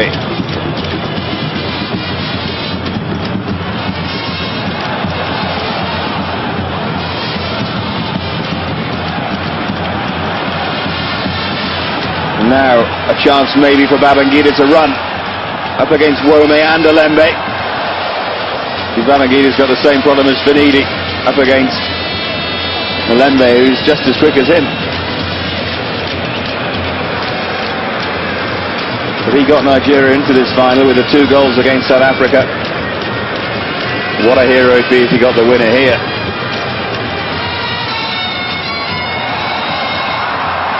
And now it's Mboma. Thought he was going to try one on his left foot there. Maya makes the run for him. Still Mboma though. It was a great try from Mboma. And we'll drag back in there. Well, it was almost great imagination there from Mboma, because he was faced with a white wall there. 3 Nigerian shirts in front of him, and he almost conjured up something from nothing. Mboma would be amongst the candidates for man of the match. Voted for, of course, by you, the viewers. Not sure I'd know who to choose. There's Elise.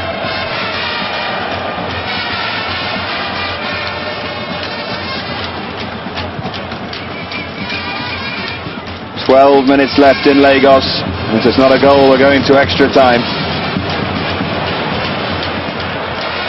Nigeria would have settled for that when they were 2-0 down. And still they come forward. Babayaro. Casual, brilliant ball from Adepoju. And Babangida. Well, he's tested Alembe for pace there.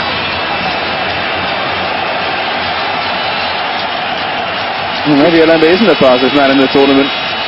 Well, he just managed to unbalance Alembe there, but if Alembe didn't have that pace, Babangida was away. Well, he's won the corner anyway.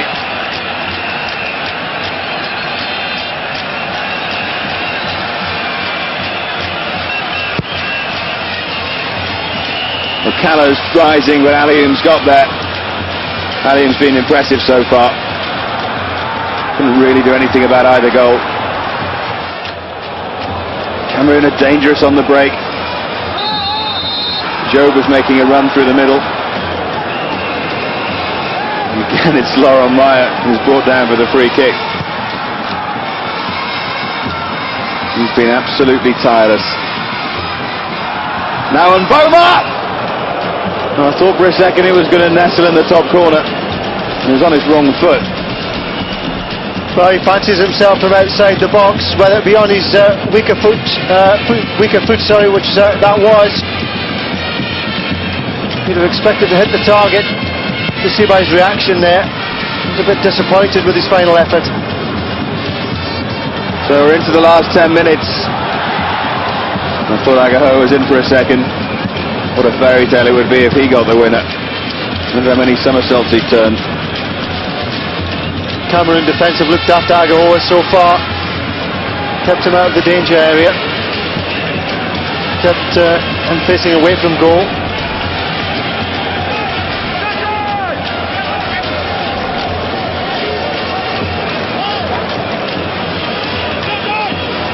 Babayaro's throw.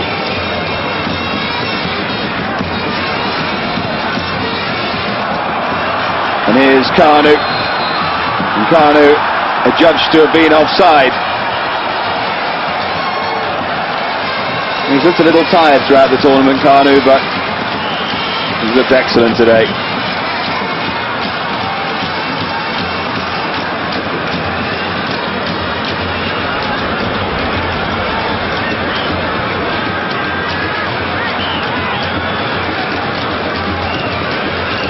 Now Janka.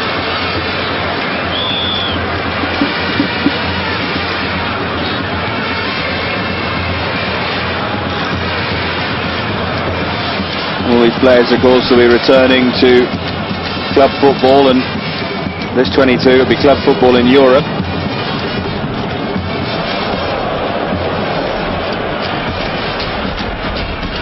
Well, you have a little bit of time to recuperate. There are some tired legs out there. I bet you they don't get it, though.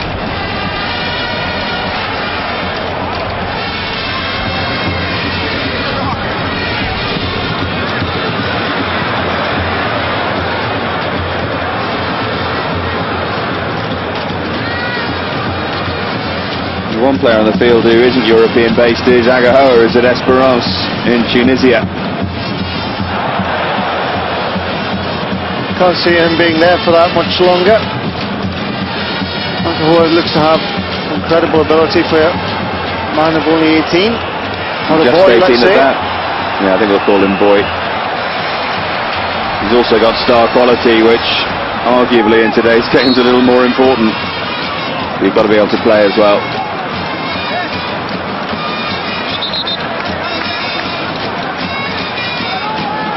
Very blatant trip on Adepoju.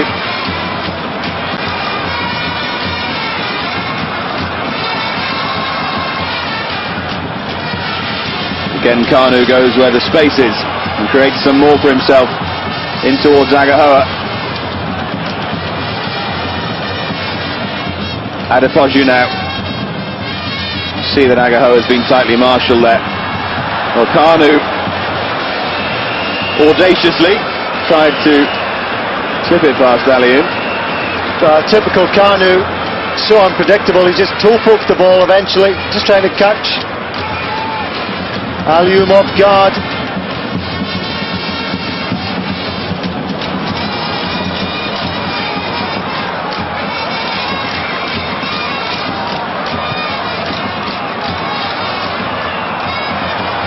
Forward there from Babayara, looking for Agahoa.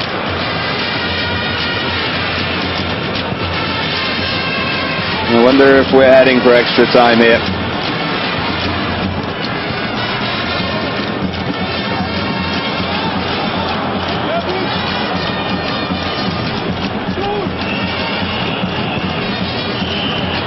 The ball from Alembe. Sorry, his legs gave up on him there.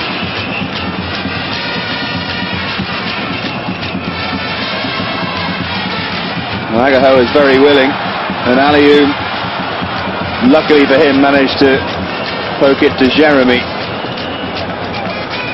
And Kocha was loitering there, and he's capable of the spectacular if Aliyu had been caught out of his goal.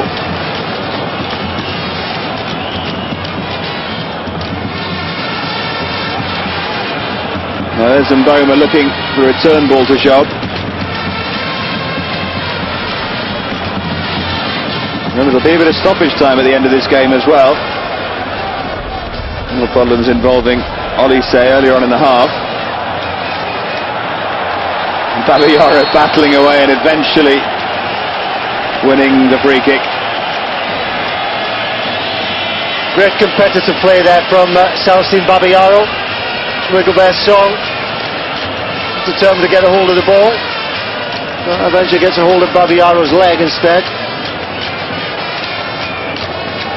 Certainly combative, Rigobert song. Never argue that. For the effortless crossfield ball. Babangida. Now Elise. Rather scuffed this shot. Makes a big difference when he's back in the side. Sunday Elise had a bout of malaria, missed a couple of games in the tournament.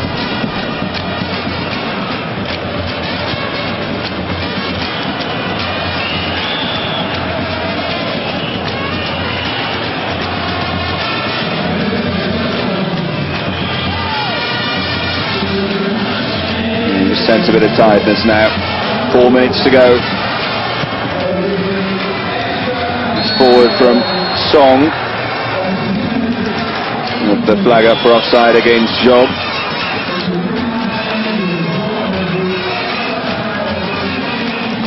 Well, so far none of the substitutions have really paid off for either side. Nobody who's come on has been particularly influential. Both sides just looking for a spark at the moment. Now Furroy, maybe he can provide it for Cameroon. Laurent Meyer. There's a good ball from Laurent Meyer as well. Now this is Wome. Got a few options in there as well. Almost all went through to Meyer. And Furroy. Maybe Wome delayed just too long there.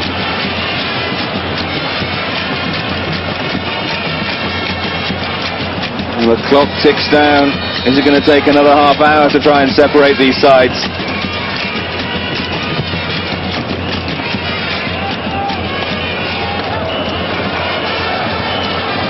Little error there from Song. Well, that's good strong defending from Kala there. Well, for once Kanu made the wrong judgment, wrong decision in choice of pass. She doesn't do very often, though, has to be said. Tried to give the ball back to Agahoa. Should have held on to it in the middle of the park.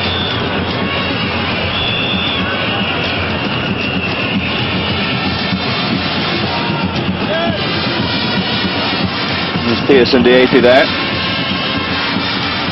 injured for this final. Now Jeremy. Well, Jeremy nearly picked out Mboma there.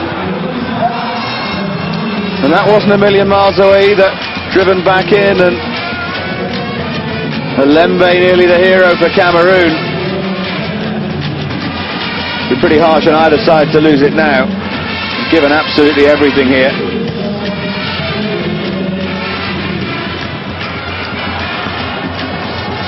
The pace there from Agahoa. Matched by the strength of Kala. Needed to be strong there. Agahoa could just smell an opportunity there. Space here for Joseph Desire Job. Can he pick out Mboma? Myers in there as well. Tried to be far too clever though.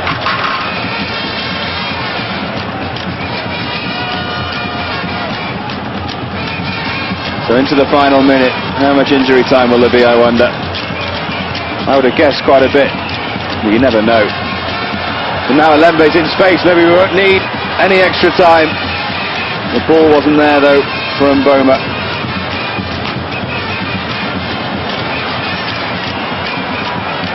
It's hard to say that either side has shaded it. It's been very close. Cameroon's first half. The first half of the second half belonged to Nigeria. And it's been pretty even since then. I have been impressed with the way that Cameroon didn't fold, came straight back at Nigeria after the equaliser. You know, both sides deserve a lot of credit. And really you couldn't argue with whoever wins this one. Two deserving teams really. It's been quite a story so far.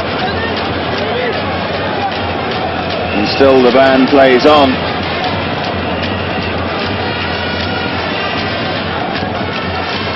Well, I find that extraordinary. There's only 3 minutes of added time. Given that we had 2 minutes in the first half that hardly had an injury, and then a massive delay in the second half. Never quite worked that out. So 2.5 minutes more to decide it, or else it's an extra half hour. Laurent Meyer. I suppose at moments like this, Trevor, it's a question of not making a mistake. Yeah, keeping the ball in the opposition half as well. Definitely don't want mistakes at this stage. Cameroon have got a little opportunity here. Get a ball in. Podju was leaning on Rigobert Song there. You see they're hardly pushing anyone forward though. Jeremy will have to get this spot on. I would have thought Mboma will be the target. Mboma has peeled away. Maybe Cameroon have a chance to finish it here. Back in by Boe.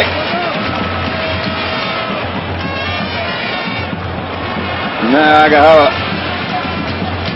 sets off on a run. Babangida's gone to the left as well. Kano has the ability to find either of them. Agahoa's had to throw out far too wide right, surely. Lembe closed him down. No one could quite time their run right there for Kanu. Well, Njanka has said something. The first Cameroon player to be booked. Two Nigerians, Elise and Ian Amy, been shown the yellow card as well.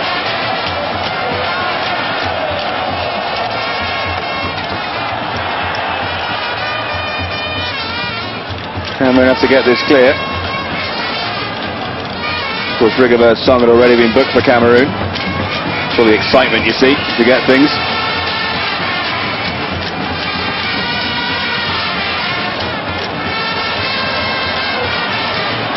Maybe one last attack here. Laurent Meyer, one of the candidates for man of the match. And now Jeremy looking for Mboma. Eventually it was Job on the end of it. And there was that flag up against him. Yeah, it's a good decision as well, only just. Yeah, a little bit silly there. Joby could see that he was running into an offside position, didn't allow Jeremy time to get the cross in. And there is the final whistle from Murad Dami of Tunisia, and it's going to need an extra half hour. No golden goal, extra time and penalties if it's still level. The Cameroon were 2-0 up, but it's finished 2-2 in Lagos. Now for extra time, 15 minutes. 15 minutes each way. In the event of a tie, after the extra time, penalty kicks will be taken to determine the winner. Thank you very much. There you go, it's been explained for Once you. again, spectators, You did it far better than I could have done. remain seated and keep calm. Look at that again from The match is Okocha. not over until the final whistle. Thank you very much. It was a lovely way to draw level. That's the goal that takes this cup final into extra time.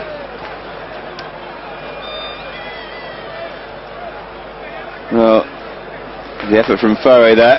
He's looking at some of the highlights of the second half. Look at this from Eto'o. So near. That would have made it 3-2 Cameroon. And then the little incident.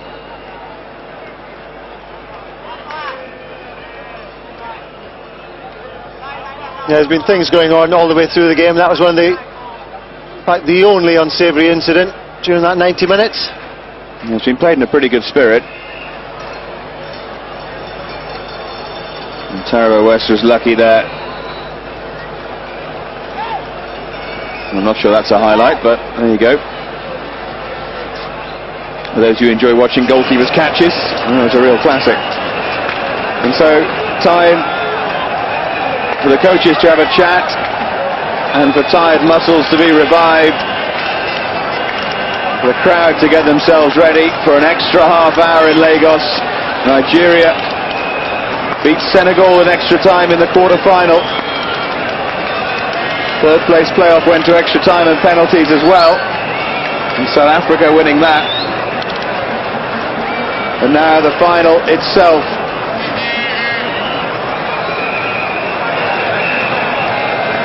It's Nigeria's 6th African Nations Cup final, Cameroon's 4th, and 2 wins each so far. Remember, both of Cameroon's wins came in finals against Nigeria in 1984 and 1988. Nigeria last won it in 1994, didn't compete in either of the last 2 Nations Cups.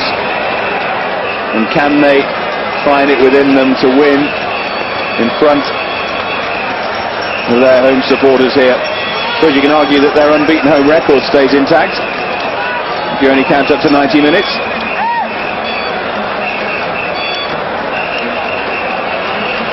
And the real hope here is that neither side plays for penalties or is too scared.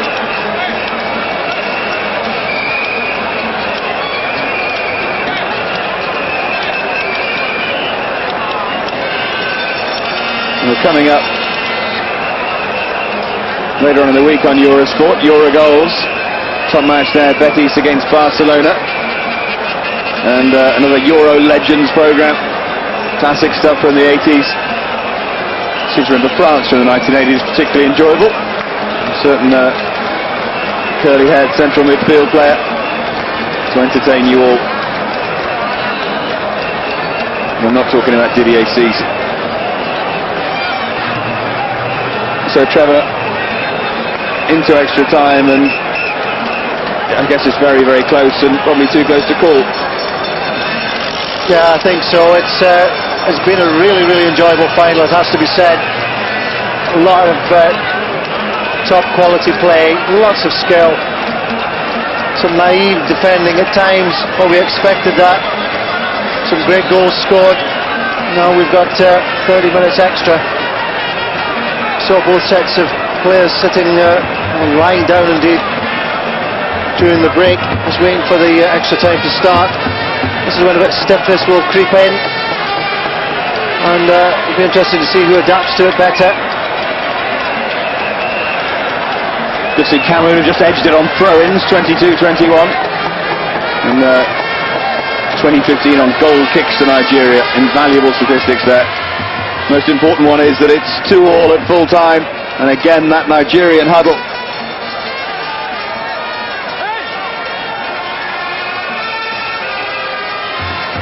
And can they inspire themselves to win it? We thought the momentum was with them, and they brought it back to 2-2, but Cameroon have held on, done really well.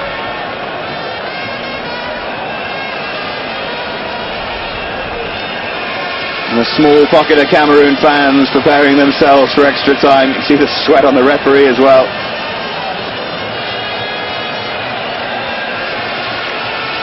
So we're just about ready to get back underway. I think Ike Shirundu, the Nigerian goalkeeper, will be happy that his blunder, letting Mboma's shot through his legs, didn't prove ultimately decisive.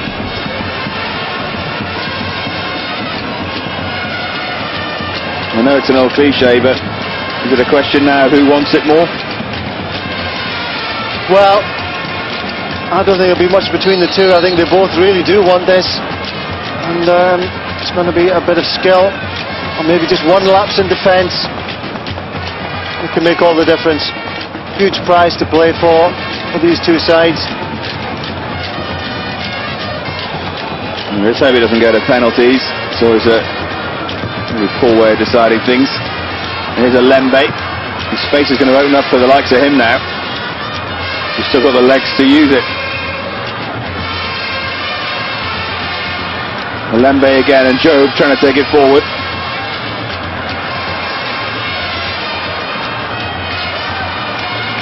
Strong challenge from Foe. And yet again, Lauren Meyer earns a free kick.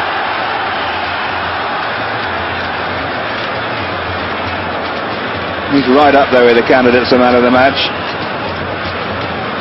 I wouldn't argue with that sentiment.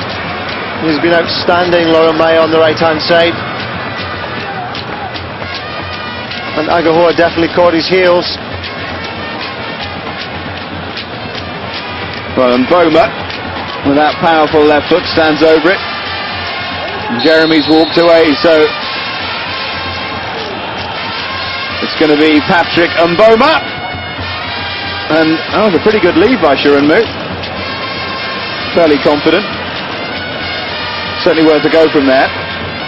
Well, he didn't look particularly comfortable. He seemed to scurry across his goal.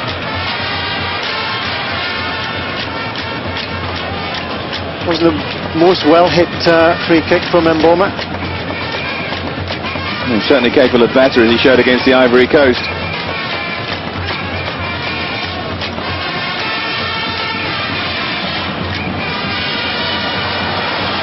And you see the tiredness is creeping in. Now Lembe.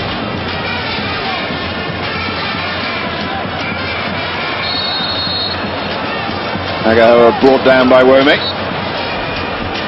At least adjudged to have been brought down.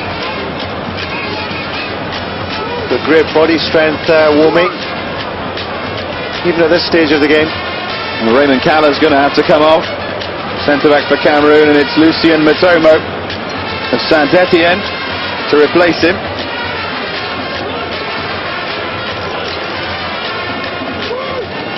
Well, Caller got that strapping on his thigh. I imagine that's got something to do with the substitution. He's been a real rock though for Cameroon. And Tomo will just have to fit in alongside Song and Ajanka. That could be difficult. It's a good piece of skill there from Okocha. Still battling away for it as well. Close control's unbelievable at times, JJ Okocha. Just when you think he's lost it, he's actually still got it. Such quick feet. Great balance. Now Kanu with Agahoa in front of him and Babangida to his right. Babangida just saying his options. He's done brilliantly. Babangida! Great save, alley-oop. Maybe his position wasn't brilliant, but he recovered. That's exactly what it was. It was a great recovery save. Babangida shows a clean pair of heels there to Olombe. And I was waiting for the cross, as was Olium. Decisive save, I think. Well, it was struck fiercely, and I thought it was in for a second. But Babangida had done it again. Still danger though. Babangida's corner, and that was ambitious. Had a little bit of cramp. He's still got a substitute to use. It's just Agahoa and Babangida have come on.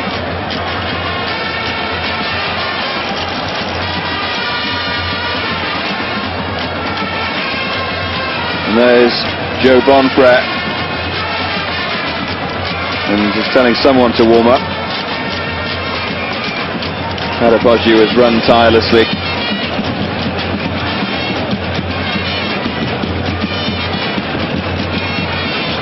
Maybe it was that knock he got as well early on. He didn't hold back with that attempted volley, put everything into it, and maybe the twisting. Just twisted his knee. There certainly seemed to be a signal to Bonfrere that Adepoju maybe couldn't continue. We'll wait and see on that. There's Njanka.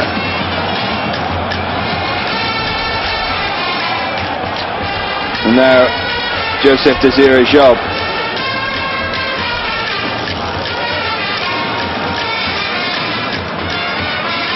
I have a feeling it's going to be one of the spark players who's going to win this, a la Babangida just then.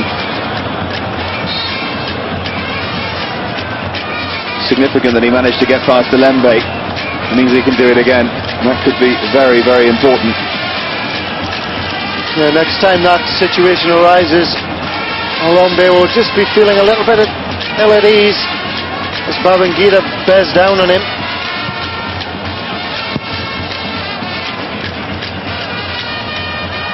There's a blatant nudge in the back on Kanu. Again, he provides this awkward threat. Very hard to defend against. Well, Victor Ikpeba is going to replace Adepoju. That's an attacking move. Whether that means that Kanu will drop back a little more into the midfield, or whether Ikpeba will play in the midfield, we'll wait and see. Ikpeba having fallen out with the coach and been dropped from the side. We're talking about the script being written for Agahoa. Maybe it's written for Victor Ikpeba. Well, surely he's not going to try one from here. He did Sunday, Elise. And played in dangerously. And now Babangida. No, appeals for handball, but lucky to have that given.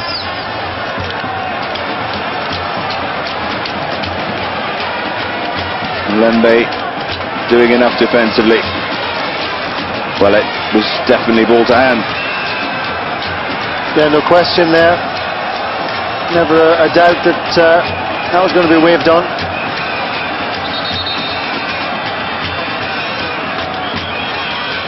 It'll be JJ Okocha with a long throw.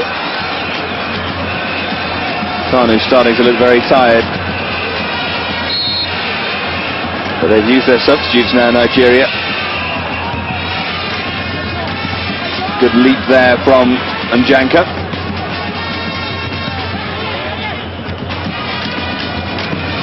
Another chance for Okocha.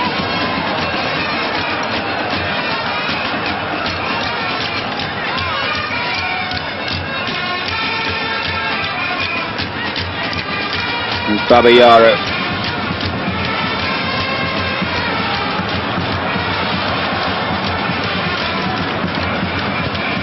Again, Babayaro. It's going to be Elise. It was always rising from the moment he hit it.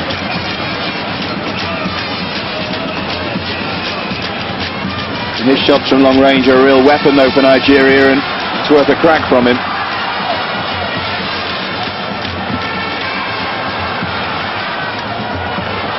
Played in, but straight at alley-oop as Ikpeba closed in. As you'd expect in extra time, all the players are looking a little bit tired, a little bit jaded. Passes going astray, crosses not finding the target.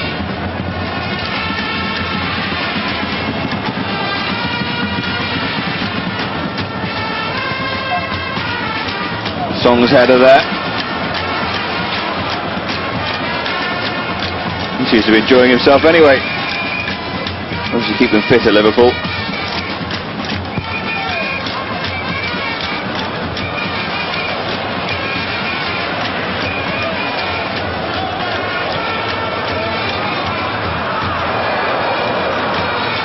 Just ran away there from Babangida. They seem to be looking towards him down that right-hand side. Sense the threat may come from there.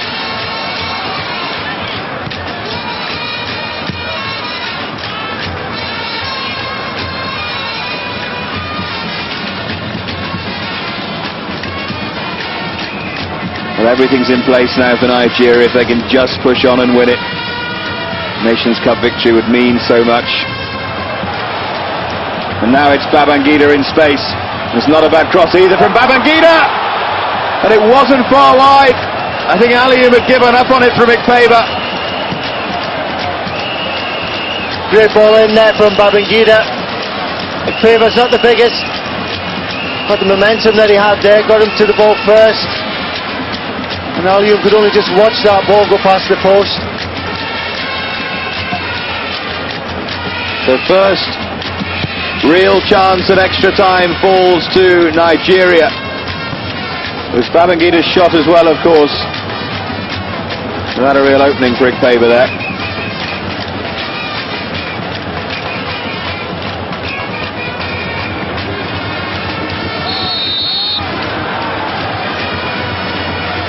Well, it's definitely Nigeria who are looking more likely. Cameroon haven't got into any sort of rhythm yet in this first period of extra time.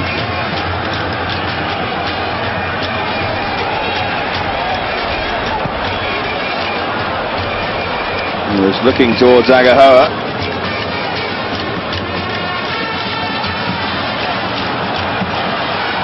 Maybe Cameroon finding their rhythm. Ball forward from Mitomo. That's Jeremy's cross. And that's Shirunmu's throw. And they are looking to Babangida.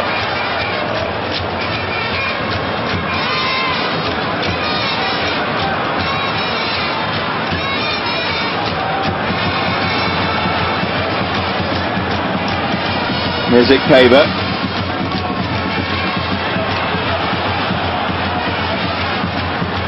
Forward from Elise towards Kanu. You wouldn't know it was extra time in the final, would you? Juggling act from Rigobert Song. He's annoyed and frustrated with himself. He knew he made the wrong decision there, Rigobert Song. I don't think he intentionally wanted to be clever, but the ball seemed to just pop up, but he started juggling with it. Instead of being away to safety, gives Nigeria a corner. Corner for nothing, really. Corner for Babangida to try and weave some magic from. That time the header clear. I'd still love to be in one of those Liverpool training sessions and hear what Phil Thompson says to Rigobert Song. He's tearing his hair out, I would have thought. Well, Babangida's done brilliantly there, but just out of play.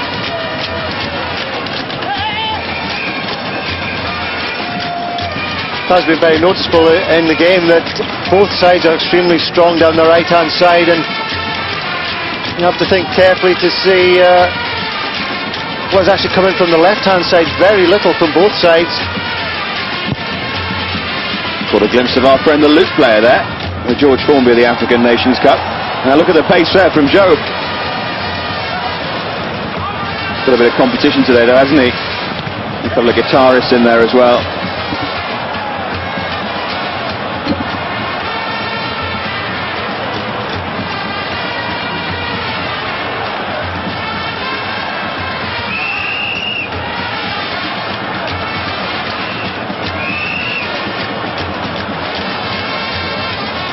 There's Jeremy. And there are some very weary legs out there. Now Lembe. He can inject some pace. He looked for Joe. And I don't think Joe provides the same threat as Eto.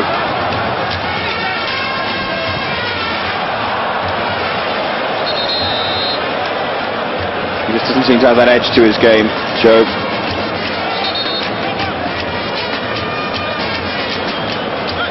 It's Elise who's down.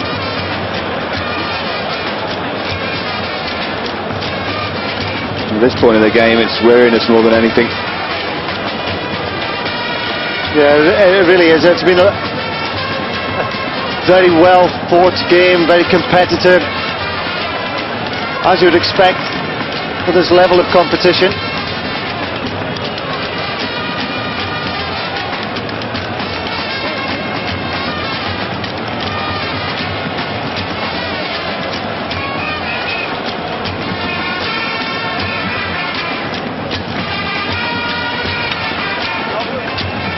Remember, Nigeria haven't got any more substitutes to use if Elise has to stay off.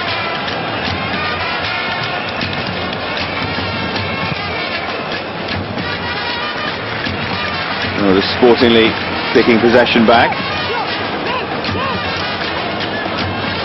And into injury time in the first half of extra time.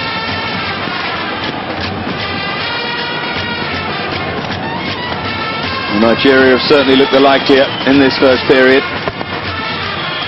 Both Babangida and Ikpeba going close. Here's a Kocha. Forward from Babangida. Now Kanu drifting wide and winning the throw-in.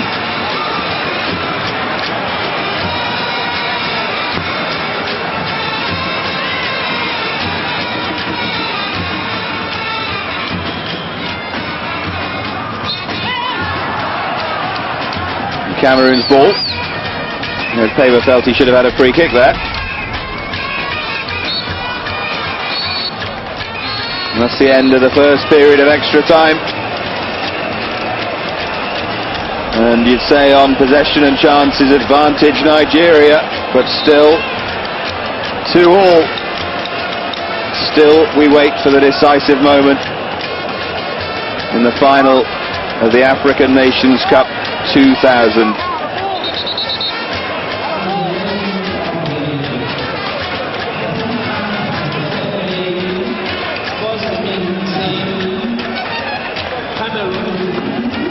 Well, it's supposed to be a straight changeover in extra time, so hopefully we can get underway pretty swiftly. We shall proceed to take penalty kicks. Thank you. And there's the explanation again. You to please remain very calm and do not, for whatever reason, come into the arena. Thank you for your cooperation. He's very polite in the African Nations Cup. You just don't get that at European grounds. Service with a smile.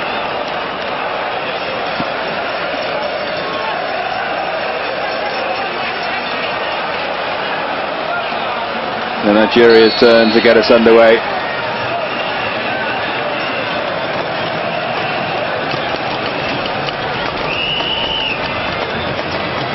Nagaho has had to drop back into midfield.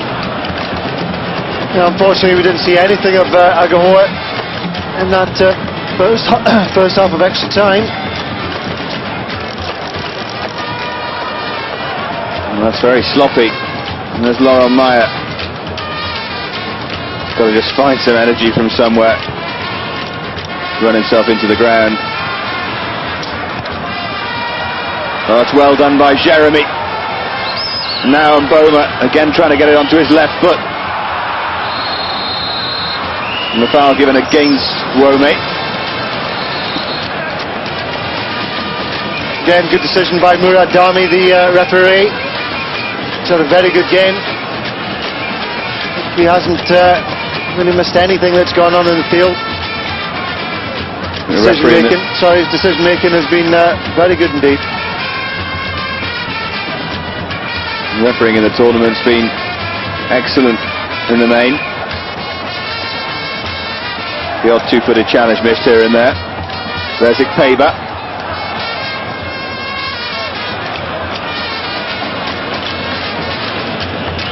And Maya can bring it clear. And the mistakes are really slipping in now, as you'd expect.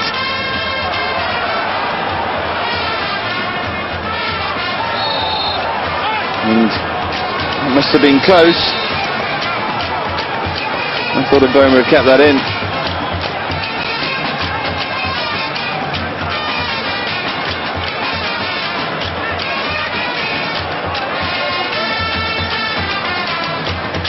It's going to be Babayaro with the throw.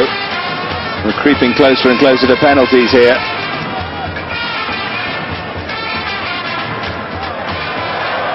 Given away again. And it's who's going to take advantage of these mistakes. That was Alembe. He in turn gives possession back. Now there's going to be a gap for Babangida to run into. Bowe's trying to get back. Managed to put Babangida off temporarily. Kopcha. And Agahoa. Now Kanu. This is looking dangerous here. But they wanted perfection. And one pass too many. Best little sequence of play we've seen for a while. Particularly when you got Kanu on the ball in the box like that, you think something's going to happen, and it almost did. Kanu always seems so wonderfully aware of what's going on around him.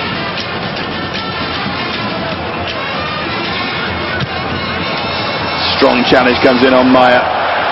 That's great play from Agahoa. Goodness knows what he was doing at left back, but certainly did a job for his side there.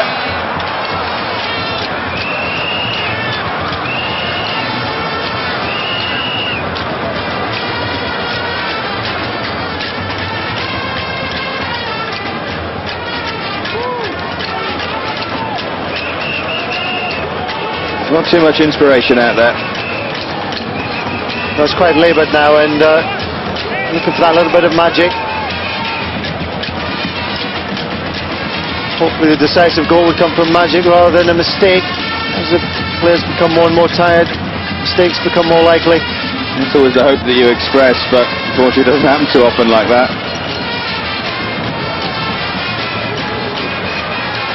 Kanu's touch letting him down. Not often you say that.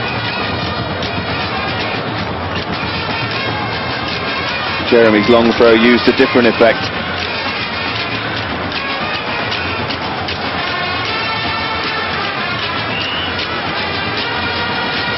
Here's Alembe.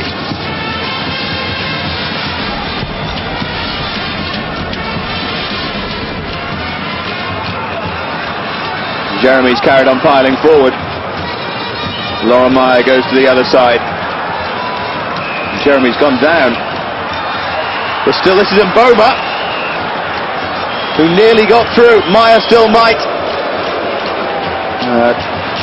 Not going to test Sharun move from there. It was just a split second when it looked as if Mboma was through that.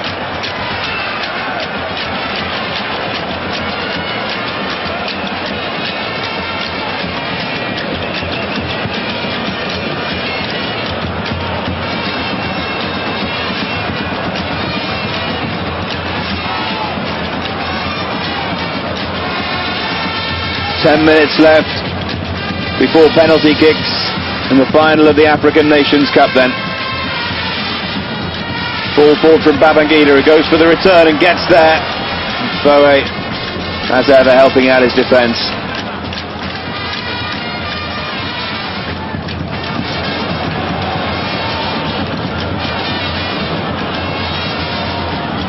Now Agahoa.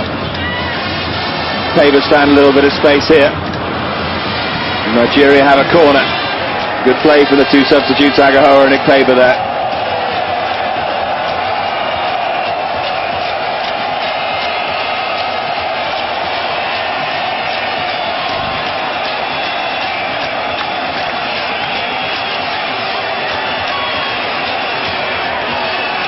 Faber's gone into the penalty area, try and continue the threat. There was a deft clearance from Song. Now Babayaro.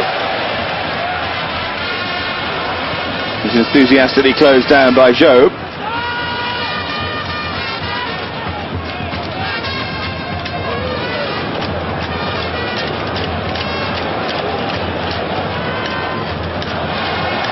It's a very intelligent ball forward. Was it kept in? No, Faber couldn't quite get there.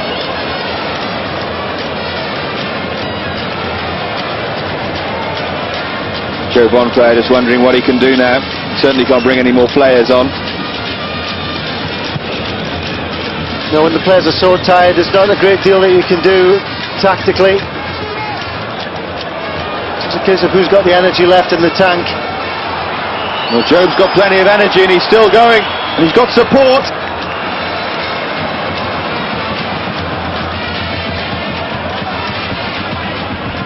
There's Agahoa.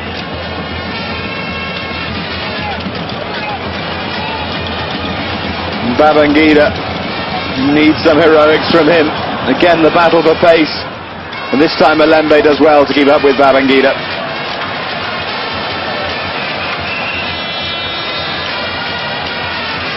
You have to think it's going to be Babangida who's going to produce something. It's definitely been the most lively in the period of extra time that we've seen.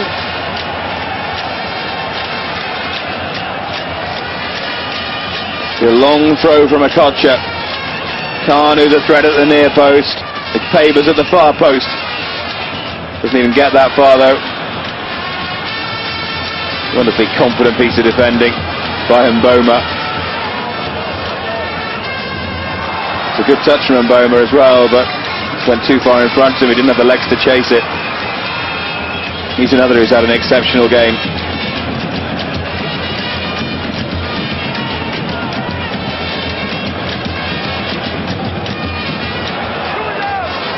Well, that is tired.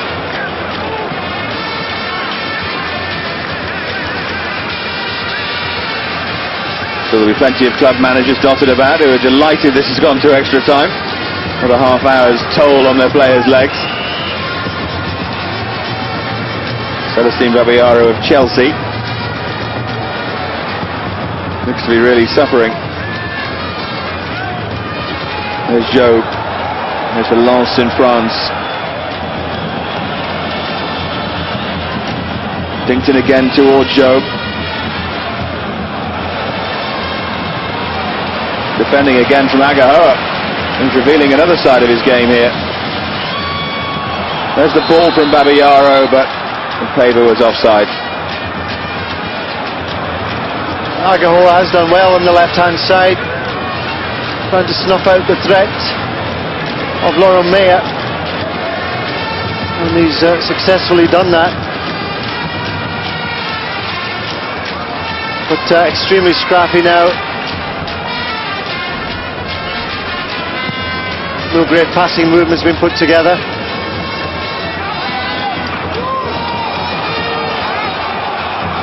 There's Babayaro who can clear. Space for Okocha, and now Kanu. Strangely shuffling gait of his, Kanu. And Babangida's got round his man. And he's earned the throw-in. Good challenge by a very tired-looking Njanka. Only 5 minutes to go now in extra time in the Nations Cup final. Who will it be?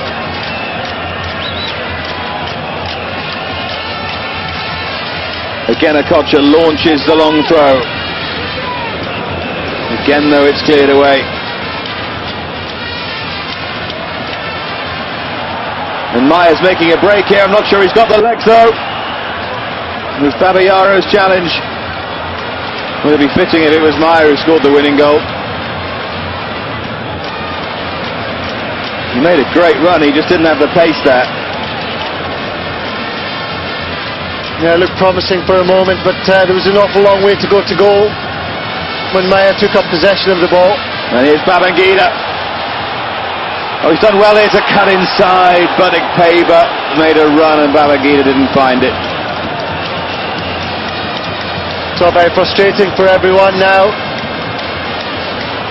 No glimmers of opportunities, but everybody's so tired, mentally drained, physically drained.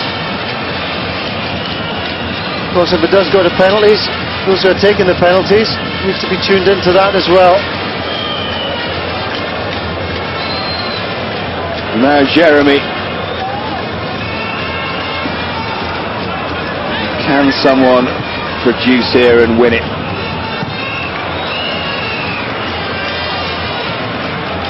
Not looking like it.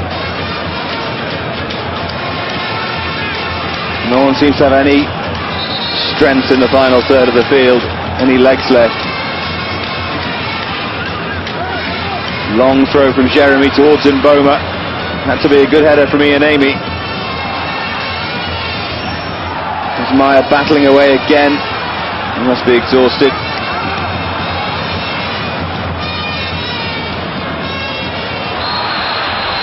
There's a rather crude foul.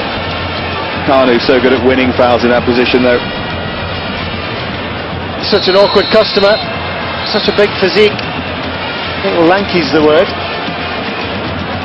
Difficult to deal with, and he wins the free kick, takes the pressure off the Nigerian defence.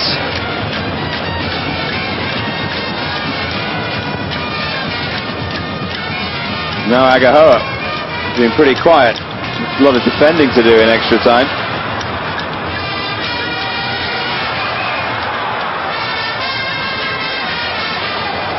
Ikpeba, dispossessed. Well, that's just an obvious trip from Elise, who's already been booked. And who is very, very lucky, the Nigerian captain. By the book he should have gone, but I think that's maybe sensible refereeing. Yeah, I think excellent refereeing. Murad Dami, I'm sure he was thinking about going for the yellow card and thought it through quickly, because this game certainly doesn't deserve anybody to leave the field. Taking the tiredness into account as well, I think a proper decision was reached there. And so if he doesn't score the winning penalty, we'll raise a few eyebrows. Forward from Song. Feature there was that Song was almost too tired to complain, which isn't like him. Challenge there from Elise. Now maybe Babangida in the last minute.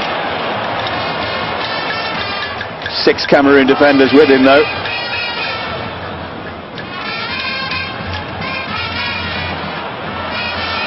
Agahoa sold the Kocha a bit short there. Now Joe up against Ian Amy. Oh, and he's done well to play Mboma. Can Mboma win it? No.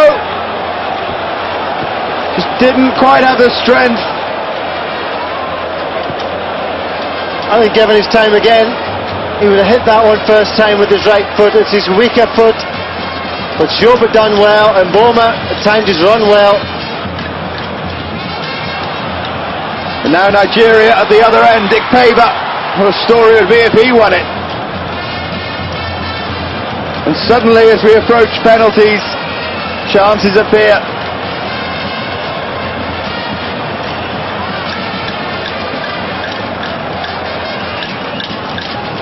Into injury time in extra time. Surely there can't be much time left. Well, it's going to go to penalties, the 22nd Nations Cup. No one's managed to win it in 120 minutes of football.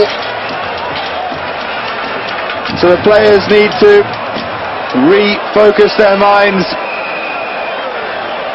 and prepare for agony.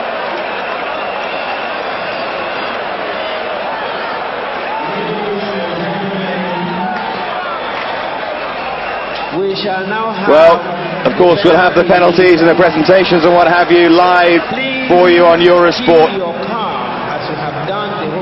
Another look at JJ Okocha and his goal, and we'll be back for penalties straight after the break.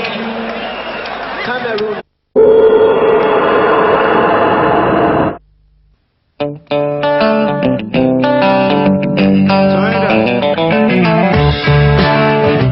Goals, we don't look too much closer to actually starting penalty kicks to decide this African Nations Cup. There's lots of weary legs out there, as we saw in extra time. I'll have the lists been handed to the referee already? I have to hope so, and so we can get on with it. There's an awful lot of tension around the stadium here. 40,000 capacity, I reckon there are a few more in than that. And so many of the Nigerians feel it was their destiny to win back this Nations Cup. It's done so much to harmonise the country. Over 200 different spoken languages in Nigeria. And they've all come together behind the Super Eagles. And the Super Eagles have finally sorted out some of their internal problems. But they've come up against a very well organised Cameroon side. They went 2-0 down Nigeria.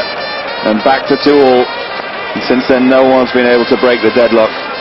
I'm sure that Trevor Stevens been in this situation before as a player. So what's going through your mind? Well, you don't look forward to it, certainly. The occasion that most people will be aware of is Stuart Pearce, Chris Waddle, 1990 penalty misses in the World Cup. I think I was next one up. If we hadn't have lost it against Germany at penalties, I'll tell you what, it's nerve-wracking. Wouldn't wish that on anybody.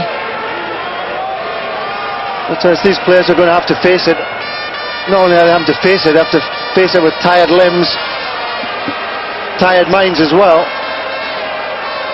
And there really is so much to gain, but so much to lose if you're picked to take one of the penalties. Do you think there's an advantage for Nigeria being at home here? Not particularly, I wouldn't have thought so. It's really every man for themselves now. It's who keeps the cool, which goalkeeper as well can produce the heroics. Certainly gives the Nigerian goalkeeper Ike Shirunmu a chance to redeem himself. He let that Mboma shot through his legs. And now he could be villain turned hero. It must be great being a goalkeeper in a penalty shootout, because you've really got nothing to lose unless you let an obvious soft penalty in. Just thinking of Sepp Maier and Panenka then. I suppose it's not always great to be a goalkeeper in a penalty shootout, but normally nothing to lose. And there's those invaluable goal kick and throw-in stats again. With 2-2 it finished. Itu and Mboma for Cameroon, 2-0 up.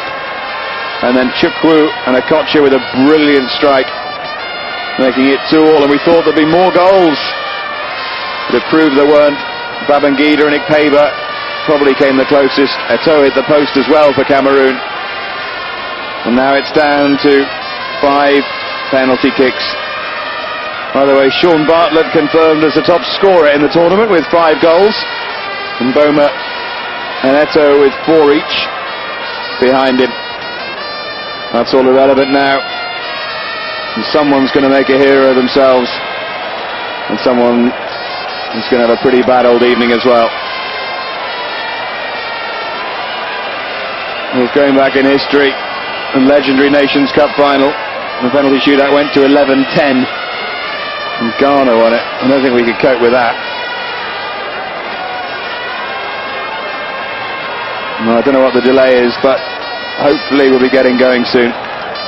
Have to hand lists over to the referee, and it looks like we're ready to start.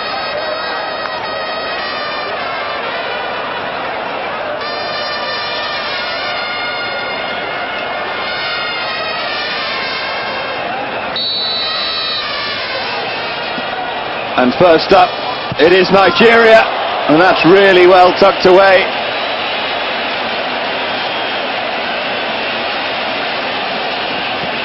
And JJ Okocha, brilliantly done. Yeah, excellent penalty by JJ Okocha, getting the proceedings underway. Alioum went the right way, of course. The accuracy and the power behind that sufficient to take it into the net. So now it's Ike Shirunmu's turn.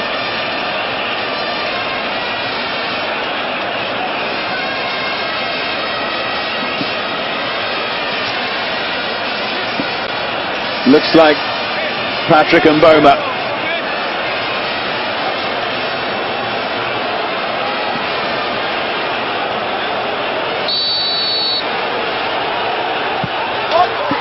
Excellent penalty again. Shirunmu going the right way, but right in the corner. Yeah, mission accomplished there for Patrick Mboma. And again, goalkeeper's chosen the right side. So the tension increases and increases. 1-1 on penalties.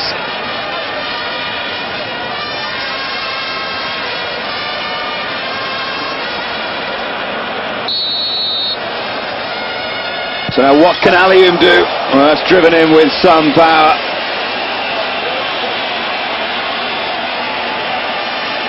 (2-1) to Nigeria. Yeah, another well-hit penalty.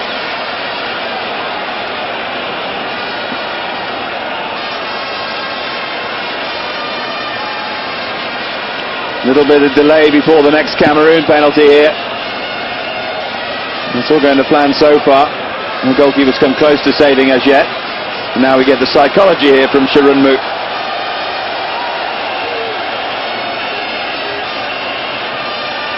And it's Pierre Wome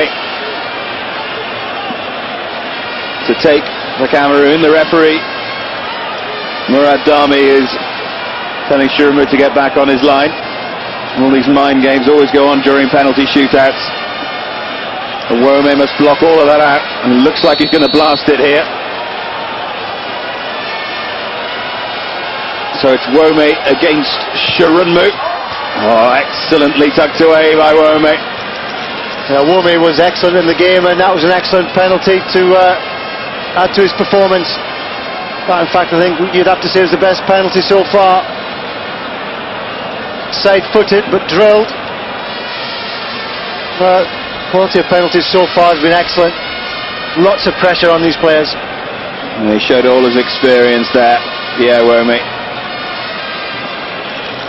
It's going to be Kanu now, loafing forward.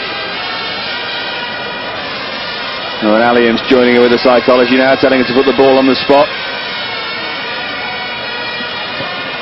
Should be interesting. Kanu always does things with a touch of style. And what styles are going to choose? Yeah. You can't really imagine him blasting it. He might well try and roll it somewhere. We'll see. Kanu against Alioum. And Alioum saved it! First blood to Cameroon in the penalty shootout. Kanu, so often the hero for Nigeria, the African Footballer of the Year, misses. Yeah, he's fairly distraught about it as well. Threw himself to the ground. As soon as Alioum got his hands firmly to that ball. Seemed to be quite a dramatic movement, I must say, from Alioum. Jumped forward off the line as Kanu stepped forward. Of course, the goalkeepers can move along the line but not come off it. Kanu might say that Alioum definitely moved well before he struck the ball.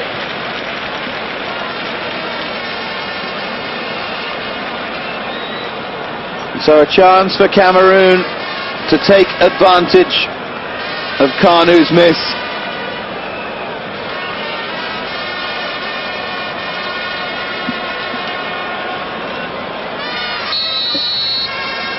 Can Shirunmu get Nigeria back into it? This is Jeremy!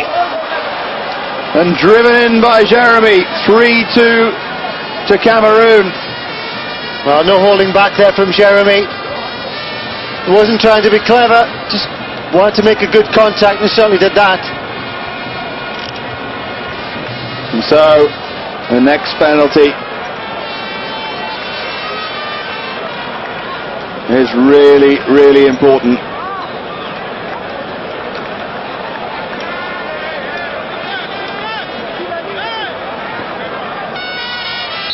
And Alioum waits again.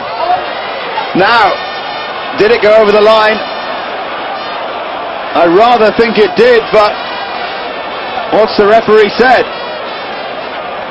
Well, let's have another look at this. It definitely went over the line. Definitely. Yeah, that's in. Well, yeah, that is definitely in. What's the linesman done here? Well, there's a bit of controversy here.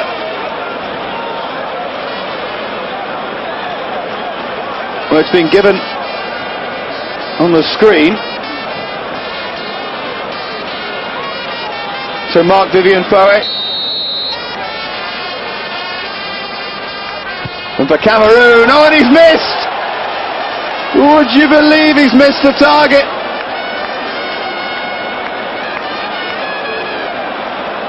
Absolutely criminal not even to make the goalkeeper work from a penalty. And so two English Premiership stars have missed, Kanu and Foe. That is very precise in choosing what he was going to do with the penalty. Not like Jeremy before him, who thrashed it into the net, tried to pick his corner, tried to borrow too much. Well, I have to say there's still some confusion about whether the penalty crossed the line or not.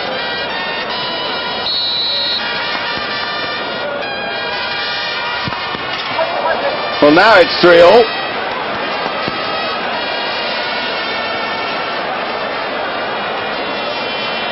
There again, see Alioum coming off his line, throwing himself forward, which of course narrows the angle for himself. There certainly does seem to be some confusion as to how the actual scoreline stands at the moment.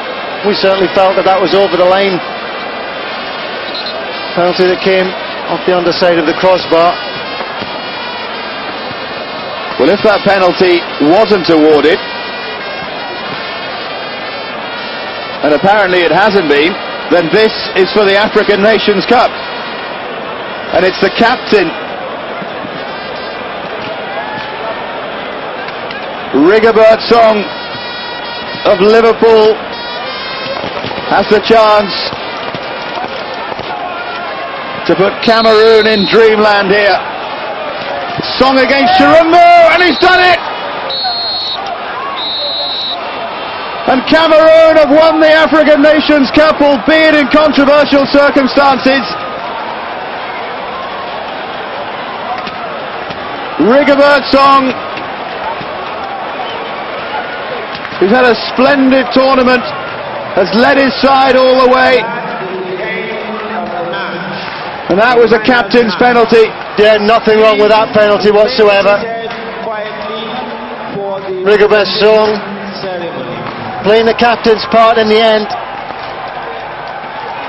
But I would have to say that Nigeria must be wondering about that penalty. The fourth penalty it was for them. Certainly seemed to cross the line as far as I was concerned. That's not been given. It's a shame it has to end like this, and no one, as they always say, deserves to lose. But Cameroon it is who win it on penalties.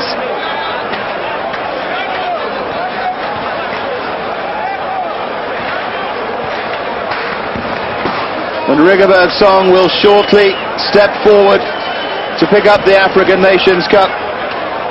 Cameroon have played in 3 finals against Nigeria, and now they have won them all. It's Cameroon's 3rd victory in the tournament. Well, I don't argue too much with that, and Laurent Meyer gets the vote.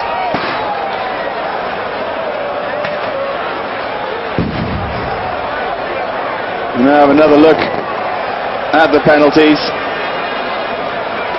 There's a save from Alioum, and that, for me, went over the line. The linesman got it wrong, but doesn't matter now.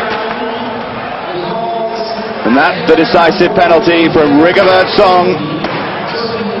What a memory to take back to Merseyside for him.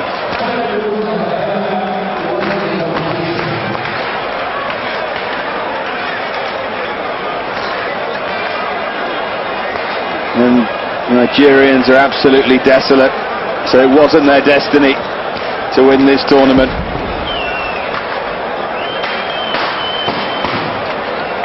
Well, I must say that don't want to make too much of it. I really do have to comment on that penalty. The linesman is there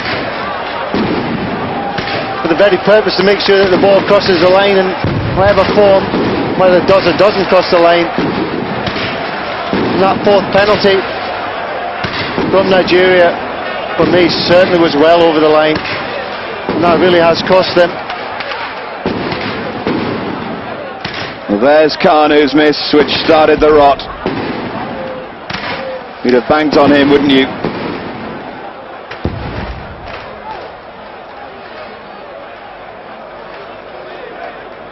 And real power there from Jeremy. And that is what we're talking about. And if you look at it from that angle, it was over the line. I don't think there's any question. But it didn't count. And that's desperate for Nigeria. So Foe's miss.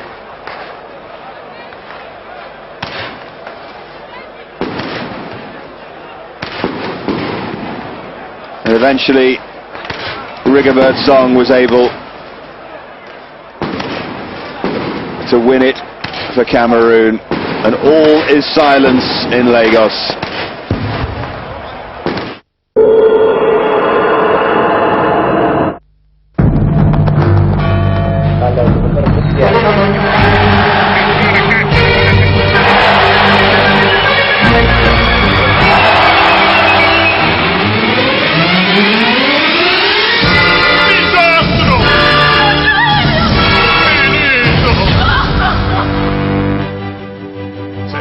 Hello, Rome.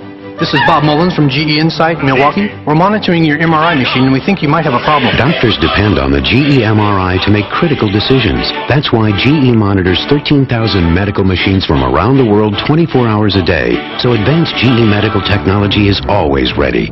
È tutto a posto.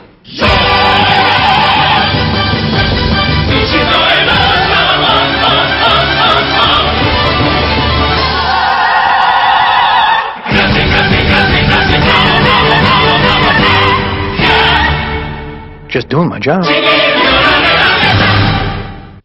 It's a pleasure to meet you, Mr. Sting. Big fans of Dune. We're here to show you how to drive traffic to sting.compact.com by tapping into the equity of your Stingness. How? Quality merchandise. Like the brand new day alarm clock. It's my head. If you want to send somebody a message in the bottle, this is what you need. How romantic is that? It's a Sting Jell-O mold. What do you think of that? The brand new day toaster emblazons your face right on anything you stick in here. Toast, bagels, doesn't matter. From the acclaimed director of The Shawshank Redemption, Take my hand, boss. comes an extraordinary motion picture event. What did you just do to me? Tom Hanks, On the day of my judgment, when I stand before God, what am I going to say? The Green Mile.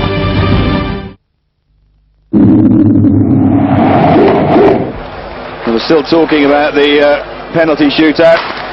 The penalty, did it or didn't it cross the line?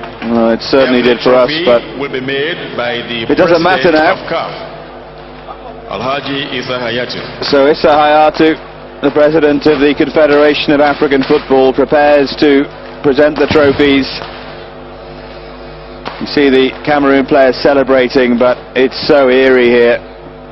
They came in their thousands to watch Nigeria lift the African Nations Cup, and instead Cameroon have spectacularly spoiled the party. 2-0 up in normal time, Cameroon. Nigeria brought it back to 2-2, and then extra time, and finally a controversial win on penalty kicks. To be presented to the captain of the Super Eagles. And that's how Cameroon did it from the group stage. Algeria and Tunisia, both North African opposition, and the presentation will be made by and then beating the hosts, the co-hosts Nigeria.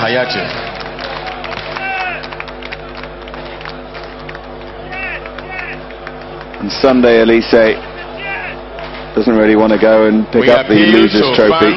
Not to surge on the page. Please He's remain desperate. where you are. A lot of the fans being encouraged not to come on the pitch, but a lot of the fans have already gone home. And what a dreadful shame. Sunday Elise in tears. But he has to pick up the losers trophy after they lost on penalty kicks to Cameroon. And the unwelcome pictures that'll probably be front page news in Nigeria, and the inquest will begin. Nigeria provided so many thrills in this tournament. There's a cheer for Sunday Elise, who recovered from malaria, to come back and play in this tournament. But it's not the ending that he wanted, or you suspect the organisers wanted as well. And it'll be left to Rigobert Song, the captain of Cameroon, to come forward and accept the African Nations Cup. The man who scored the winning penalty. Been an outstanding performer as well, Rigobert Song. But there's a really strange atmosphere about these celebrations. Cameroon players going wild, and nothing but silence around the ground. And Pierre Lechantre joining in the celebrations, adding a touch of French style to the dancing. Certainly what he'll think anyway. A great coaching achievement by him. It's a shame, Trevor, that it has to end like this in silence. Yes, certain degree of anticlimax. Unfortunately, Cameroon have done superbly well. Bit of a disappointing end as far as the penalty incident is concerned.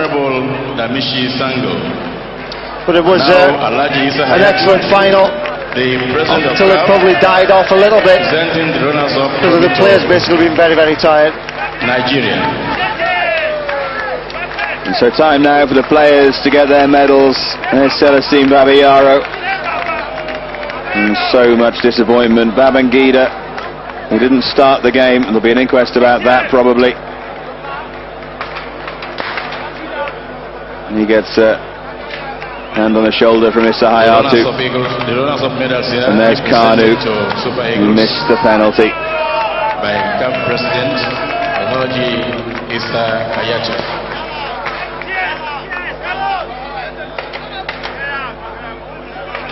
Ndi and Amy.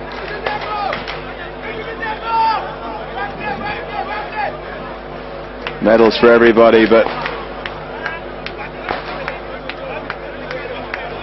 they're not particularly welcome. Reserve goalkeeper Egba, I think, just threw his away there. I guess Issa Hayatu none too happy with that.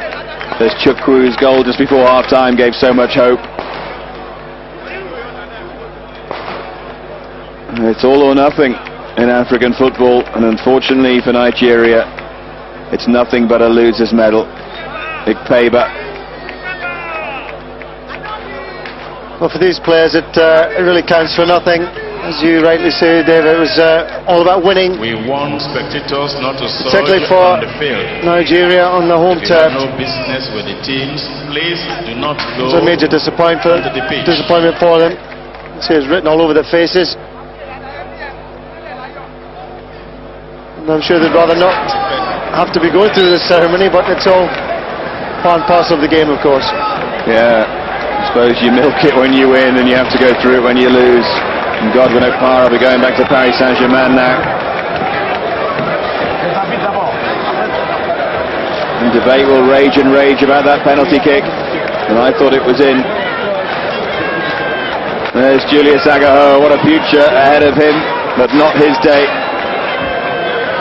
And Taribo West. And again, poor old Sunday Elise has to come up this time to get the medal. It's all a bit much, this actually. It's taking a long time. I'm sure the players, as Trevor said, Not really enjoying it. No, not enjoying it at all. Finally, Joe Bonfrere comes so close to winning it.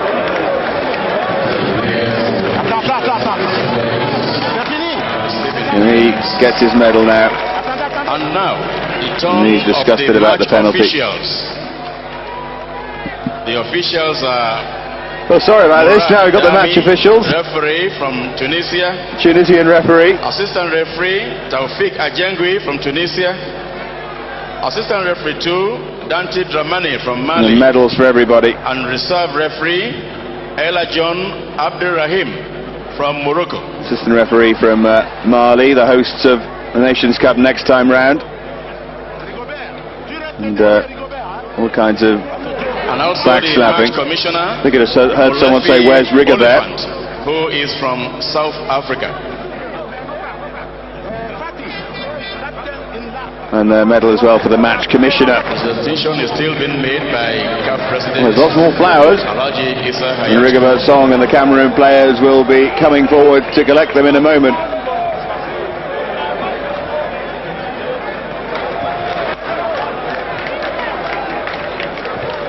Now here come the Cameroon players. 22nd Cup of Nations competition. The indomitable Lions of Cameroon. Champions in 1984. Champions. Rigobert Song's waiting at the end of that queue for the third time to pick up the African Nations Cup of the year 2000. Look at the difference in expressions. So these players have done brilliantly, Trevor. Yeah, it's been an absolute superb effort. They have looked the best team, it has to be said. Nigeria have got tremendous individual skill, but Cameroon looked a well-drilled team. Is being performed by driven from behind there as well by Rigobert Song. As you say, we'll collect the trophy. Who is also chairman of the local organizing committee. And it has been a splendid effort. Eventually they carry the trophy off in strange circumstances as far as the penalty incident is concerned, but you can't begrudge them their victory. Yeah, it's a shame about that. It certainly shouldn't be held against them, although you rather feel that the headlines might be about that, and the headlines in Lagos will be critical of Nigeria. They just failed to push on and win it. Babangida came so close, and so did Ikpeba. The misses in the penalty shootout proving crucial ultimately.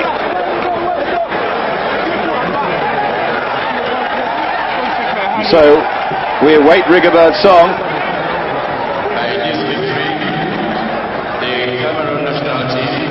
He's there somewhere. And this trophy we'll look to keep, of course. Their third victory in the Nations Cup. A new one being cast for Mali in 2002. Pierre Deschamps getting his medal. A picture of delight. Claude Leroy, previously winning the Nations Cup as a French coach in the 80s. And now the turn of Deschamps. And here is Rigobert Song. Come all the way from Liverpool Football Club, and now we'll pick up the African Nations Cup, the first of the new century. And so Issa Hayatou finally gets to the nitty-gritty, and Cameroon are the champions of Africa for the year 2000.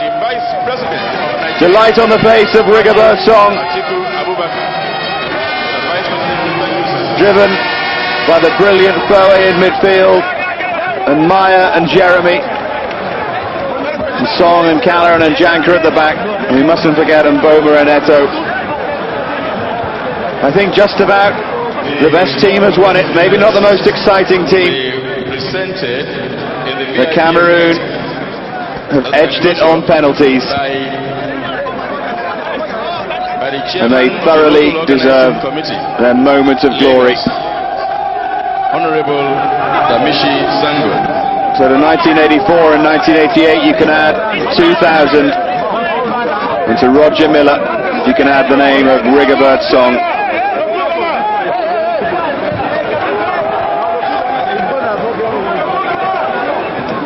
I'm sure there'll be a wonderful reception awaiting them in Cameroon. I'm sure this victory is being enjoyed in many parts of the world.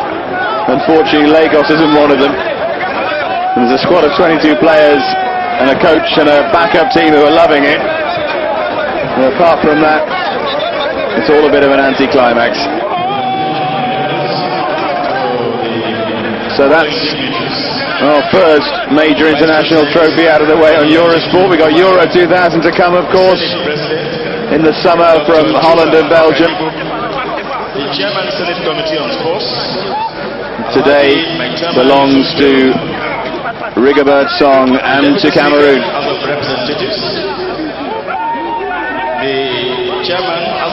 It's just a shame that it had to go to penalties, I suppose. You can't have everything. The Minister of Sports, Cameroon. We have to remember that this competition as well becomes more and more prestigious as time goes by. Much more importance is linked to it because all these players, or the majority of them now playing in European football, of course. Football coming up on Eurosport, Euro goals as ever on Monday, and Euro legends coming up on Tuesday.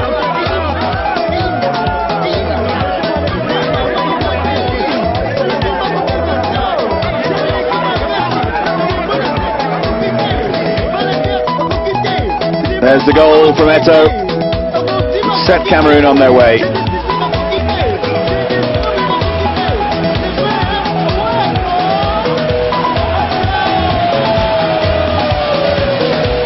And that came on 25 minutes.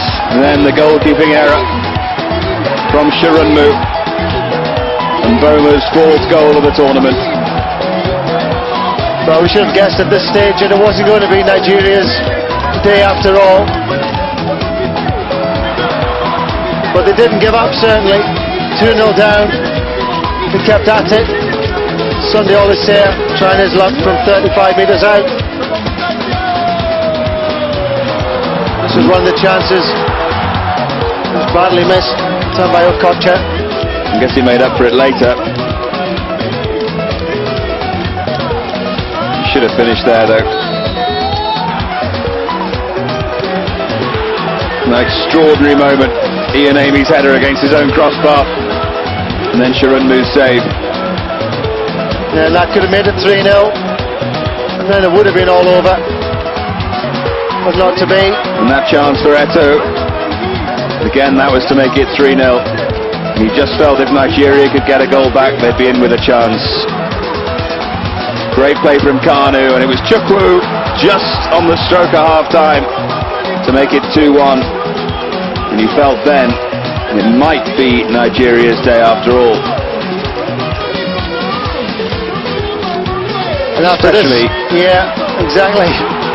After that moment, immediately after half-time, of course, and JJ Okocha couldn't have struck that better. And then we really knew we had a game in our hands. In all honesty, we thought Nigeria would go on and win it then. I certainly did. Although Eto'o had this chance. Very unlucky.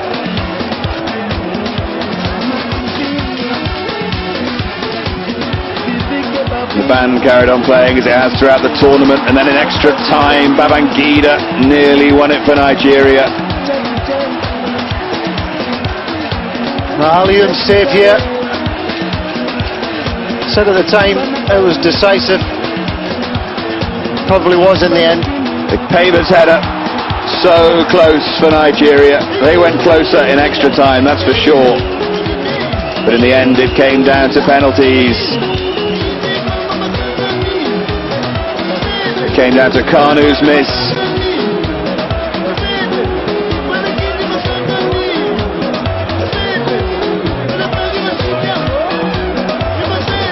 And it came down It's a Rigobert song. The miss from Foe. But the captain stepped up and won the Nations Cup for Cameroon. We've certainly enjoyed it over the last few weeks. But for now, from Trevor Stephen and from me, Dave Parrott, it's goodbye.